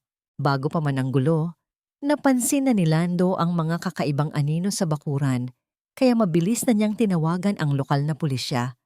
Ang mga makukulay na pulang ilaw ng mga sasakyan ng pulis ay dahan-dahang gumuhit sa basang bakuran ng bahay. Pumasok ang mga opisyal sa loob ng sala at mabilis na nilagyan ng posas si Mateo. Sinisigawan din ng pulis si Victoria bilang kakasabwat sa tangkang pagnanakaw. Habang inilalabas si Mateo, lumingon si Victoria kay Denise at isinigaw ang kanyang huling sumpa. "Hindi matatahimik ang kaluluwa ng lola mo, Denise. Babantayan kita sa bawat hakbang mo. Hinding-hindi mo makakamit ang kapayapaan kahit hawak mo pa ang lahat ng yaman ng mga Montefalco." Tumingin si Mateo kay Denise nang may talo at walang buhay na mga mata, bago tuluyang isinakay sa loob ng sasakyan ng pulis sa ilalim ng patuloy na patak ng ulan. Nang dahan-dahang mawala ang tunog ng mga sasakyan ng pulis, napuno ng matinding katahimikan ang loob ng lumang bahay. Nakatayo si Lando sa may pintuan, mabilis pa rin ang paghinga at bahagyang napunit ang mga benda sa kanyang kamay. Tumingin sa kanya si Denise. Ang lahat ng lakas at katatagan na kanyang ipinakita sa harap ng mga Sandoval ay biglang naglaho. Dahan-dahan siyang lumapit kay Lando, isinubsob ang kanyang muka sa dibdib ng binata, at doon ay dahan-dahang umiyak nang may matinding pagluwag ng kalooban. Marahang niyakap siya ni Lando, hinahaplos ang kanyang buhok upang ipadama ang init ng kanyang proteksyon. "Nandito lang ako, Denise. Ligtas ka na. Hinding-hindi kita pababayaan," bulong ng binata. Dito ay hinayaan ni Denise ang kanyang sarili na maging mahina sa bisig ng taong tunay na nagmamahal sa kanya. Habang nag-aayos ng silid, may napansin si Lando na isang nakatuping papel na nahulog mula sa bulsa ni Mateo noong nagbubuno sila sa sahig. Inabot niya ito kay Denise. Binuksan ni Denise ang papel. Ito ay isang sulat na naglalaman ng address ng isang lumang bodega sa labas ng lungsod na nakarehistro sa pangalan ni Sofia Montefalco, kasama ang mga salitang nakasulat, "Agarang paglilipat ng mga ari-arian." Pagkalipas ng ilang oras, dumating si attorney Santos sa bahay matapos mabalitaan ang nangyari. Nang suriin niya ang papel at tingnan ang kanyang laptop, ang kanyang muka ay biglang namutla sa ilalim ng liwanag ng maliit na ilawan sa sala. "Denise, may mas malaking problema tayo," pahayag ni Attorney Santos. Ang kanyang boses ay nanginginig sa kaba. "Bago pa man mahuli si Mateo kanina, natuklasan ng aming system na nagawa na pala ni Sofia na lagdaan ang paglilipat ng lahat ng pondo ng Montefalco Foundation patungo sa bank account na nakaugnay sa bodegang ito. Ginamit niya ang huwad na selyo, ngunit may nag-authorize nito mula sa loob ng pamilya na may mas mataas na kapangyarihan kaysa sa atin. Ang malayong tunog ng sirena ng pulis ay tuluyang nawala sa dilim ng gabi. Iniwan ang tahimik na banta na patuloy na nakabitin sa ibabaw ng kanilang mga ulo sa loob ng tahimik na bahay. Dumating ang araw ng huling paghuhusga. Ang malawak na silid-pulungan ng korte ay napuno ng maraming tao, mga mamamahayag na nag-aagawan sa pinakamagandang pwesto, mga kapitbahay mula sa bayan ng San Juan na nagnanais makasaksi sa katotohanan, at ang mga kilalang miyembro ng pamilya Montefalco na tahimik na nakamasid. Nakatayo si Attorney Santos sa harap ng hukom. Seryoso ang muka habang ipinapasok ang isang flash drive sa computer ng korte. Sa malaking screen sa pader, dahan-dahang nag-play ang isang video. Ang lihim na pagre-record na naganap sa tabi ng puno ng mangga. Malinaw na ipinakita roon ang mukha ni Mateo habang binabantaan si Lando at tahasang inamin na nais niyang makuha muli si Denise para lamang sa pera ng pamilya Montefalco, kasama ang pagkahulog ng sobre na naglalaman ng mga huwad na dokumento. Hindi lamang yan, Your Honor, patuloy ni Attorney Santos, nakuha rin namin ang digital trail ng paglilipat ng pondo ng Montefalco Foundation. Ang nag-authorize ng transaksyon ay gumamit ng IP address na nakaturo sa pribadong opisina ni Sofia Montefalco. Ang kasabwat na miyembro ng board na kanyang binayaran ay tuluyan ng umamin sa ilalim ng pagsusuri ng mga awtoridad. Malinaw na may naganap na sabwatan sa pagitan ni Sofia at ni Mateo Sandoval upang nakawin ang yaman ng biktima. Nakatitig si Sofia sa screen. Ang kanyang magagandang mata ay napuno ng matinding takot at pamumutla, habang ang kanyang mga abogado ay abalang nagbubulong upang maghanap ng anumang lusot. Si Mateo naman, na nakasuot ng dilaw na damit ng mga nakakulong, ay nanatiling nakatungo. Walang lakas na harapin ang mga tao. Tinawag ng korte si Lando upang sumaksi sa stand. Umakyat ang binata nang may matatag na hakbang. Ang kanyang boses ay malinaw at walang kahit anong pag-aalinlangan sa bawat salita. Naroon po ako nang pumasok si Mateo sa silid ni Denise. Hawak niya ang selyo at sinubukan niya kaming bantaan gamit ang isang matalim na bakal. Hindi po totoo na pinahiram sa kanya ang selyo. Pumasok po siya gamit ang master key na ibinigay sa kanya ni Sofia Montefalco. Seryosong salaysay ni Lando na hindi natinag kahit sa mga mapanuring tanong ng abogado ng depensa. Matapos ang ilang oras ng pagsusuri sa mga ebidensya, tumayo ang hukom upang basahin ang huling pasya. Ang marahang pagbagsak ng kahoy na maso ng hukom ay nagpatigil sa bawat bulong sa loob ng silid. Matapos suriin ang lahat ng katibayan at pahayag ng mga saksi, idinedeklara ng korteng ito na nagkasala sina Sofia Montefalco at Mateo Sandoval sa mga kasong qualified theft, estafa at conspiracy. Kayo ay hinahatulan ng 12 taong pagkakakulong ng walang piyansa. Naiyak si Sofia sa matinding galit at pagkabigo.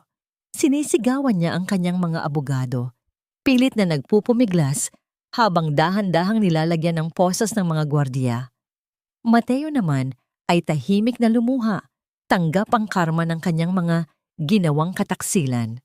Si Doña Victoria na nakaupo sa likod ay dahan-dahang napaatras habang idinedeklara ng korte na nagkasala rin siya bilang accessory at pinapatawan ng malaking multa na tuluyang uubo sa natitira nilang barya para ibalik ang ninakaw na pondo ng mga ulila. Sa dulo ng gallery, katabi ni Denise si Aling Rosa. Nang marinig ang hatol, dahan-dahang hinawakan ni Aling Rosa ang nanginginig na kamay ni Denise. Pinagsalikop nila ang kanilang mga daliri at sabay na ipinikit ang kanilang mga mata. Tahimik na nagpapasalamat sa Diyos sa katarungang natamo. Walang salitang namutawi sa kanila, ngunit ang kapayapaan sa kanilang mga puso ay tuluyan ng dumarating. Nang lumabas si Denise Sibiri sa gilid ng gusali ng korte upang iwasan ang mga mamamahayag, isang matandang babae na nakabalot ng madilim na bandana ang dahan-dahang lumapit sa kanya sa gitna ng maraming tao. Mabilis nitong inilagay ang isang nakatuping papel sa palad ni Denise at bumulong gamit ang isang mahina at paos na boses. Buhay pa ang iyong tunay na ina, Denise. Hindi siya namatay sa aksidente, tulad ng sinabi nila sa'yo. Mag-ingat ka sa mga taong nakapaligid sa'yo. Bago pa man makapagsalita si Denise, mabilis nang nawala ang matandang babae sa gitna ng makapal na dagsa ng mga tao sa labas. Habang inilalabas si Sofia patungo sa sasakyan ng bilangguan sa pasilyo, nakita niya si Denise na nakatayo malapit sa labasan. Ang mukha ni Sofia ay napuno ng matinding galit at kabaliwan. Pilit siyang sumugod patungo kay Denise habang sumisigaw ng may matatalas na salita. Akala mo ba tapos na ang lahat, Denise? Akala mo ba ay nakuha mo na ang katarungan? Wala ka pang alam. Hindi mo pa kilala kung sino talaga ang pumatay sa lola mo. Napatigil si Denise sa kanyang tinitayuan.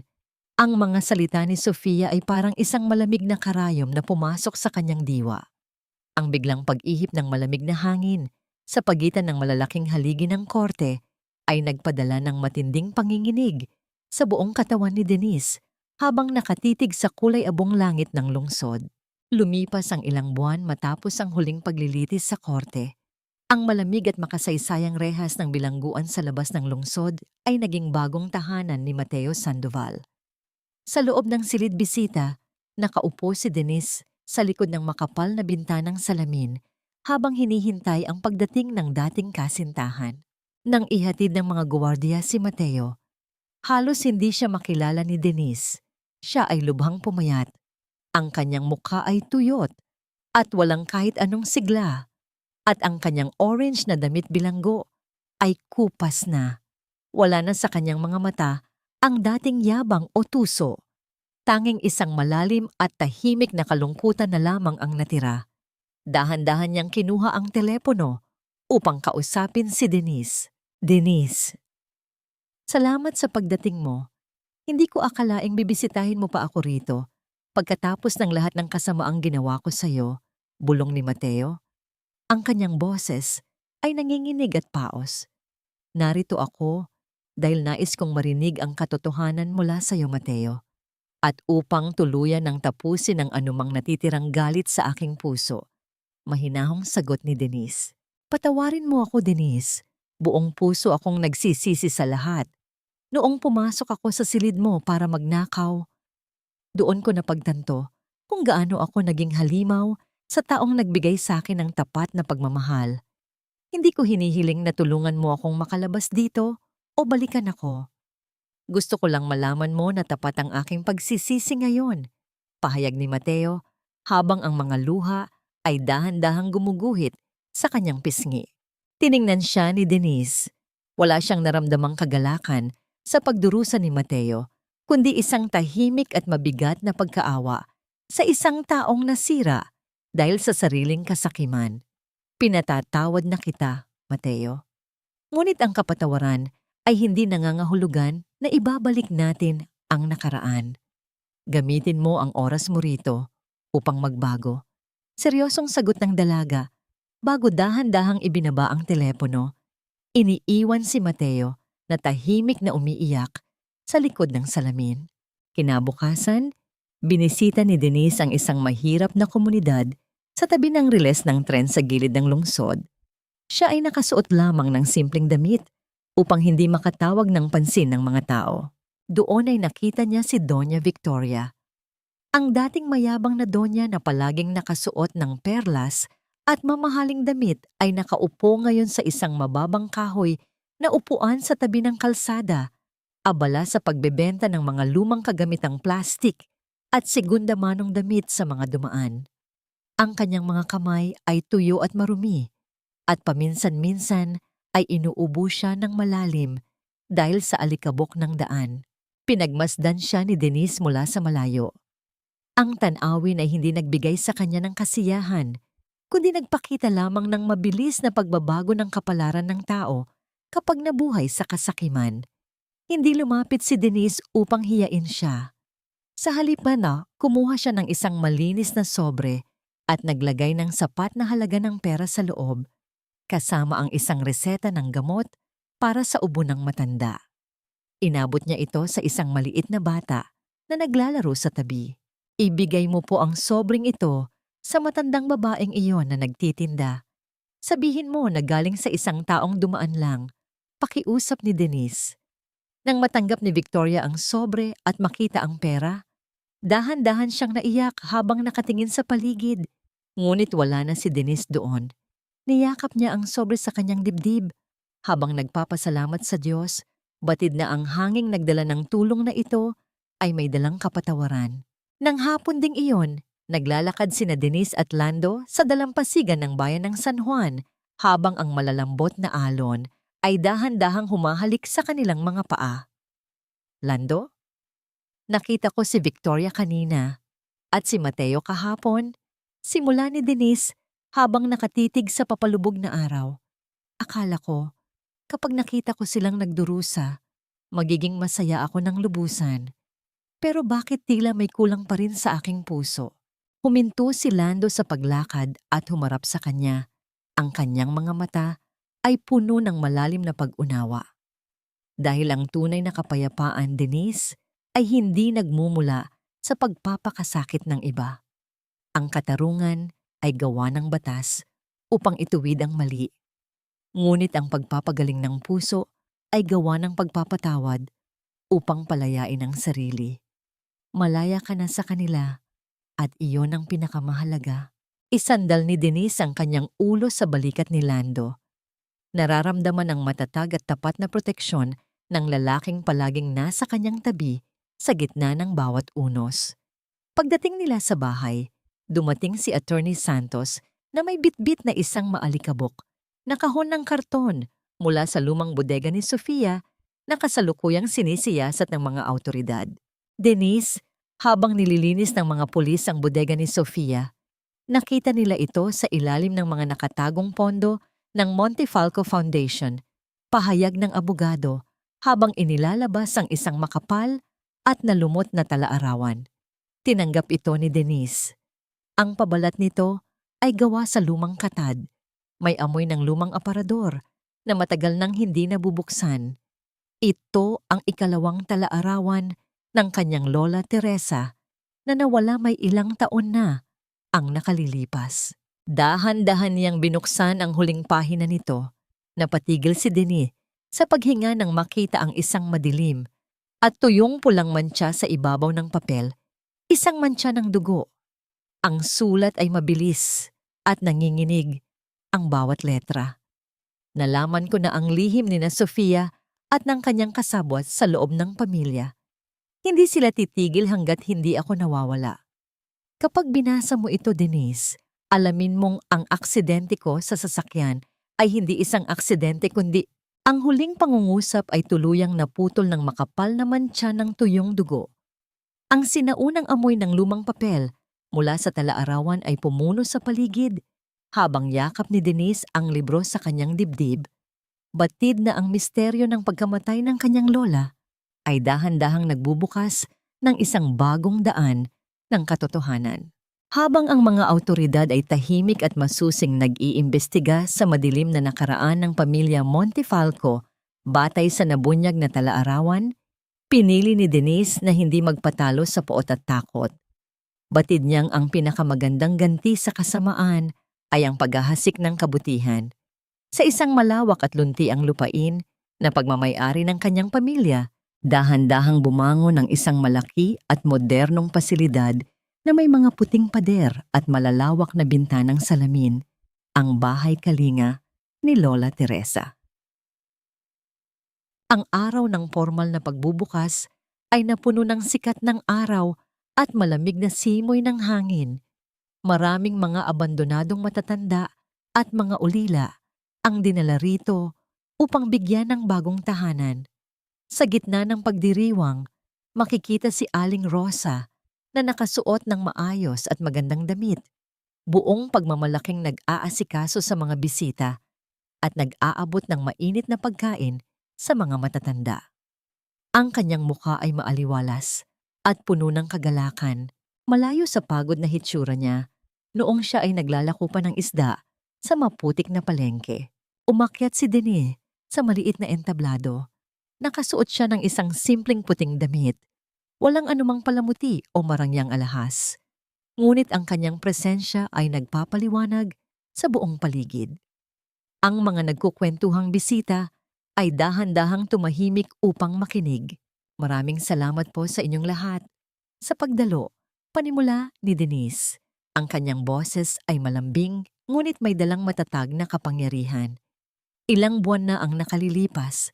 Ako ay pinagkaitan ng dignidad, hinusgahan, at itinapon sa putikan ng mga taong inakala kong aking pamilya.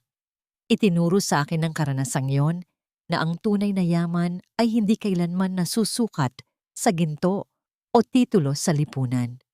Ang dignidad ng isang tao ay hindi nakabatay sa kung paano siya tratuhin ng malulupit na tao, kundi sa kung paano niya pinipiling bumangon at magpatawad sa kabila ng sakit. Ang bahay na ito ay para sa inyo, upang wala ng sino man ang makaranas na mag-isa at itaboy. Matapos ang kanyang talumpati, ang paligid ay napuno ng marahang pagtama ng mga palad bilang tanda ng paghanga at paggalang. Sa gitna ng mga tao, isang matandang babae na may mahaba at puting buhok ang dahan-dahang lumapit patungo kay Denise. Wala itong sinabing anuman. Kinuha nito ang malambot na kamay ng dalaga at nang may matinding paggalang, inilapat ito sa kanyang sariling noo.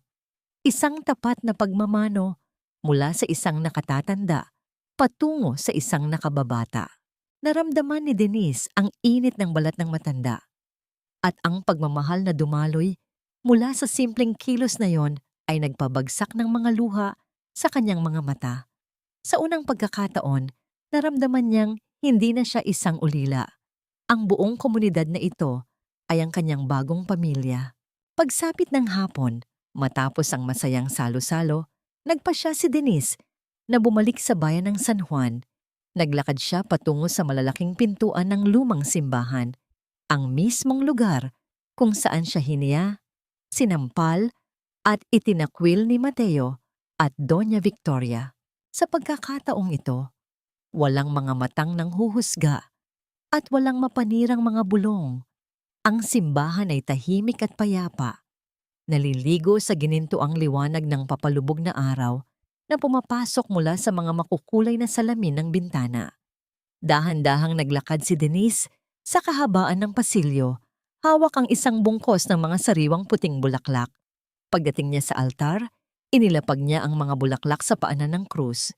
Ipinikit niya ang kanyang mga mata at huminga ng malalim, hinahayaan ang huling patak ng pait at kalungkutan na tuluyan ng sumama sa hangin. Sa wakas, ang siklo ng sakit ay ganap nang nagwakas. Habang tahimik na nagdarasal si Denise sa loob, si Lando ay naghihintay sa labas ng simbahan, nagbabantay malapit sa makapal na puno ng acacia. Sa pag-ikot ng kanyang paningin, napansin niya ang isang pamilyar na bulto ng tao sa dulo ng bakod. Ito ay ang parehong matandang babae mula sa korte, ang may takip na madilim na bandana sa mukha. Nakatayo ito roon, nakangiti habang may hawak na isang lumang larawan. Tila tahimik na pinagmamasdan si Denise mula sa malayo. Mabilis na naglakad si Lando upang lapitan ang misteryosong matanda. "Lola, sandali lamang po. May nais lang po akong itanong." Tawag ng binata. Ngunit bago pa man siya makalapit, mabilis na tumalikod ang matanda at naglakad palayo. Unti-unting naglaho sa gitna ng makapal na halamanan at sa dapit hapon ng bayan. Nang makarating si Lando sa mismong kinatatayuan ng matanda kanina, wala na itong bakas. Subalit sa ibabaw ng lumang sementadong upuan, may naiwang isang maliit at kumikinang na bagay. Dahan-dahang kinuha ito ni Lando gamit ang kanyang mga daliri. Ito ay isang lumang pilak na kwintas na may maliit na palawit. Nang baligtarin niya ang palawit, nabasa niya ang mga ukit na salita. Denise, 1,996. Ang kislap ng pilak na kwintas sa ilalim ng sikat ng huling araw ay tila isang tahimik na susi na naghihintay na magbukas ng isa na namang malaking pintuan ng nakaraan. Mabilis na bumalik si Lando sa loob ng simbahan at ipinakita kay Denise ang lumang pilak na kwintas. Nang makita ito ng dalaga, isang pamilyar na kaba ang bumalot sa kanyang dibdib. Pamilyar ang kwintas na yon. Ito ang madalas ikwento ng kanyang Lola Teresa na suot niya noong siya ay isinilang, ang tanging alaala na naiwan mula sa araw ng kanyang kapanganakan bago siya itinago sa malayong probinsya. Lumabas silang dalawa upang hanapin ang matandang babae hanggang sa maabutan nila ito na tahimik na nakaupo sa isang sementadong upuan sa maliit na parke sa harap ng bahay kalinga. Nang mapansin ng matanda ang kanilang pagdating, dahan-dahan nitong inalis ang madilim na bandana na nagtatago sa kanyang mukha. Denise! Aking alaga, nanginginig na bulong ng matandang babae. Ang kanyang mga mata ay napuno ng mga luhang matagal na niyang pinipigilan. Ako si Yaya Magda. Ako ang naging katiwala ng iyong tunay na ina na si Elvira. Noong mangyari ang sinasabi nilang aksidente, kung saan pinasabog ang sasakyan ng iyong mga magulang, inutusan ako ng iyong Lola Teresa na itakbo ka palayo. Nagtago ako sa dilim sa loob ng maraming taon upang bantayan ka mula sa malayo at siguraduhing hindi ka matutunton. Ng mga kasabwat ni Sofia, bumagsak ang mga luha ni Denise. Ang mahabang panahon ng pagtatanong kung bakit siya naulila ay tuluyan ng nasagot. Dahan-dahan siyang lumuhod sa harap ni Yaya Magda at mahigpit na niyakap ang matanda. Ang mga luha ng katotohanan ay naghugas sa huling bakas ng kalungkutan sa kanyang pagkatao. Nagpapatunay na hindi siya kailanman inabandona, kundi minahal ng labis kaya siya inilayo sa panganib. Batid ni Denise na sa tulong ng testimonya ni Yaya Magda at ng talaarawan, ang mga pumatay sa kanyang mga magulang ay tuluyan ng mabubulok sa bilangguan. Nang dahan-dahang pumula ang kalangitan at magsimulang lumubog ang araw, naglakad sina Denise at Lando sa dalampasigan ng San Juan. Ang malamig na simoy ng hangin ay nagpapalipad sa dulo ng damit ni Denise habang ang mga kulay ng kahel at ginto ay sumasalamin sa tahimik na dagat. Wala silang dalang kahit anong palamuti. Tanging ang presensya ng isa't isa ang kanilang baon. Huminto si Lando sa paglakad at marahang kinuha ang magkabilang kamay ni Denise. Tinitigan niya ang mga mata ng dalaga ng may malalim at tapat na pagmamahal. Denise, alam kong nagbago na ang mundo mo. Isa ka ng Montefalco, isang tagapagmana ng napakalaking yaman. Ako ay nananatiling isang simpleng trooper na walang maipagmamalaking palasyo o kumpanya. Panimula ni Lando. Ang kanyang boses ay malambing at puno ng sinseridad. Ngunit kung papayagan mo ako, handa akong sumama sa iyo kahit saan ka man dalhin ng iyong bagong buhay. Wala akong maibibigay na ginto, ngunit maipapangako ko na ang mga kamay na ito ay hinding-hindi bibitaw sa iyo, umaraw man o bumagyo. Ngumiti si Denise. Ang kanyang mga mata ay nagniningning sa kagalakan. Lando, ang ginto at mga palasyo ay madaling manakaw at gumuho tulad ng nakita natin sa mga Sandoval. Ngunit ang pag-ibig na nagligtas sa akin sa pinakamadilim na bahagi ng buhay ko ay isang yaman na walang katumbas. Ikaw ang aking tahanan, Lando. Wala na akong ibang hahanapin pa. Dahan-dahang inilapit ni Lando ang kanyang mukha at marahang hinalikan ang noo ni Denise. Isinandal ni Denise ang kanyang ulo sa malapad na balikat ng binata. Ipinipikit ang kanyang mga mata habang dinarama ang matatag na pintig ng puso ng lalaking tunay na nagmamahal sa kanya. Ang sandaling iyon ay puno ng purong pagmamahal, tahimik at walang bahid ng anumang pagkukunwari. Pagsapit ng gabi, nagdaos sila ng isang simpleng hapunan sa bakuran ng lumang bahay ni Lola Teresa. Walang mga mamahaling kristal Walang mga waiter na nakasuot ng formal. Ang lamesa ay gawa sa kawayan at ang mga plato ay simpleng baso lamang. Naroon si Aling Rosa na masayang naghahanda ng inihaw na isda, si Yaya Magda na nakangiting nanonood sa kanila, at ang iilang tapat na kapitbahay. Ang paligid ay napuno ng dalisay na tawanan, malalim na kwentuhan, at awitan sa ilalim ng liwanag ng mga simpleng parol. Para kay Denise, ito ang tunay na kahulugan ng pamilya. Nang makatulog na ang lahat at muling binalot ng katahimikan ng gabi, pumasok si Denise sa kanyang silid. Binuksan niya ang huling pahina ng bagong tuklas na tala-arawan ng kanyang lola. Doon ay nakasulat ang huling habilin ni Lola Teresa na naglilinaw na ang lahat ng yaman ng mga Montefalco, matapos linisin mula sa mga tiwaling kamay, ay dapat ibalik sa komunidad at gamitin upang tulungan ang mga naapi. Walang naiwang maitim na lihim, kundi isang pamana ng wagas na pagmamahal para sa kapwa. Kinuha ni Denise mula sa loob ng kanyang lumang aparador ang isang punit na larawan. Ito ay ang larawan nila ni Mateo noong araw ng kanilang kasal, isang papel na puno ng kasinungalingan at sakit. Tinitigan niya ito sa huling pagkakataon, hindi na nang may galit, kundi nang may pagtanggap na ang bahaging iyon ng kanyang buhay ay tapos na. Dahan-dahan siyang lumapit sa maliit na kalan sa labas ng bintana na may natitira pang nagbabagang uling. Binitawan niya ang larawan at hinayaan itong bumagsak sa mainit na abo. Dahan-dahang tinupok ng apoy ang papel, pinapaitim at ginagawang abo ang huling bakas ng kanyang nakaraan, hanggang sa tuluyan na itong liparin ng hangin sa dilim. Lumingon si Denise sa labas, pinagmamasdan ng payapang dagat. Ang marahan at banayad na paghampas ng mga alon na humahalik sa pampang ay naging tanging awit ng gabi. Nagbabadya ng isang maganda at bagong umaga.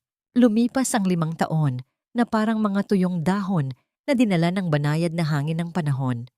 Sa ibabaw ng isang kahoy na balkonahe na nakaharap sa malawak at bughaw na karagatan ng San Juan, nakatayo si Denise habang pinagmamasdan ang dahan-dahang paglubog ng araw. Wala na ang mga bakas ng pagod at takot sa kanyang mukha. Pinalitan ito ng isang maaliwalas na nangiti na nagmumula sa isang pusong ganap ng malaya. Sa mga nagdaang taon, marami ang nagtanong kung nagpatawad ba siya sa mga taong sumira sa kanyang nakaraan. Ang sagot ni Denise ay isang tahimik ngunit matatag na oo. Ngunit ang kanyang kapatawaran ay may malinaw at makatarungang hangganan. Hindi na niya kailanman pinayagan si Mateo o si Doña Victoria na makapasok muli sa kanyang buhay. Subalit, lihim niyang pinunduhan ang mga programa para sa rehabilitasyon ni Mateo sa loob ng bilangguan upang bigyan ito ng pagkakataong ayusin ang sarili. Para naman kay Doña Victoria na tuluyan ng pinanghinaan ng katawan dahil sa katandaan at kalungkutan, nagpadala si Denise ng buwanang suporta para sa gamot at pagkain sa pamamagitan ng isang kawanggawa. Ginawa niya ito hindi upang ibalik ang kanilang lason na ugnayan, kundi upang patunayan na ang pagpapatawad ay isang regalong ibinibigay sa sarili. Pinili niyang huwag maging kasing lupit ng mga taong nanakit sa kanya dahil batid niyang ang galit ay isang mabigat na kadena na pipigil sa kanyang paglipad. May nahanap ba siyang kapayapaan? Natagpuan niya ang pinakadalisay na anyo nito. Sa kabila ng pagiging pinakamataas na pinuno ng Montefalco Group, mas pinili ni Denise na manirahan sa simpleng bayan ng San Juan. Ang marahang paglapat ng maiinit na braso mula sa kanyang likuran ay nagpabalik sa kanya sa kasalukuyan. Ito ay si Lando, ang kanyang asawa, na dahan-dahang isinandal ang baba sa kanyang balikat. Hinawakan ni Denise ang magaspang ngunit tapat na mga kamay ng lalaking nag-alay ng huling pandesal noong siya ay walang-wala. Sa ilalim ng kanilang pamamahala, ang bahay kalinga ni Lola Teresa ay patuloy na nagiging kanlungan ng mga taong nawalan ng pag-asa. Dito niya napatunayan na ang tunay na kapayapaan ay hindi matatagpuan sa paghihiganti, kundi sa kakayahang gamitin ang sariling sugat upang magpagaling ng ibang tao. Habang pinagmamasdan nila ang pagtatago ng araw sa likod ng tahimik na dagat, isang malalim na aral ang tuluyang naitanim sa puso ni Denise. Isang aral na ipapamana niya sa susunod na henerasyon. Ang tunay na yaman ng isang tao ay hindi kailanman masusukat sa kislap ng ginto, sa dami ng titulo, o sa taas ng katayuan sa lipunan. Ang tunay na yaman ay ang katatagan ng puso na manatiling mabuti at may dignidad sa gitna ng sukdulang kawalang katarungan. Ang karma para sa mga taong nabubuhay sa kasakiman ay hindi laging dumarating sa anyo ng marahas na bagyo. Kadalasan, ito ay dumadating sa tahimik na pagkaubos ng kanilang kaluluwa hanggang sa matuklasan nilang sila ay nag-iisa. Sa huli, ang pag-ibig, pagpapakumbaba, at malinis na konsensya ang tanging panangga na magliligtas sa isang tao mula sa matatalas na tinik ng mundo. Ang banayad na paghampas ng mga alon sa dalampasigan ay nag-iwan ng isang tahimik at walang hanggang awit ng pag-asa. Nagpapatunay na pagkatapos ng pinakamahaba at pinakamadilim na gabi, palaging may naghihintay na mainit at bagong umaga.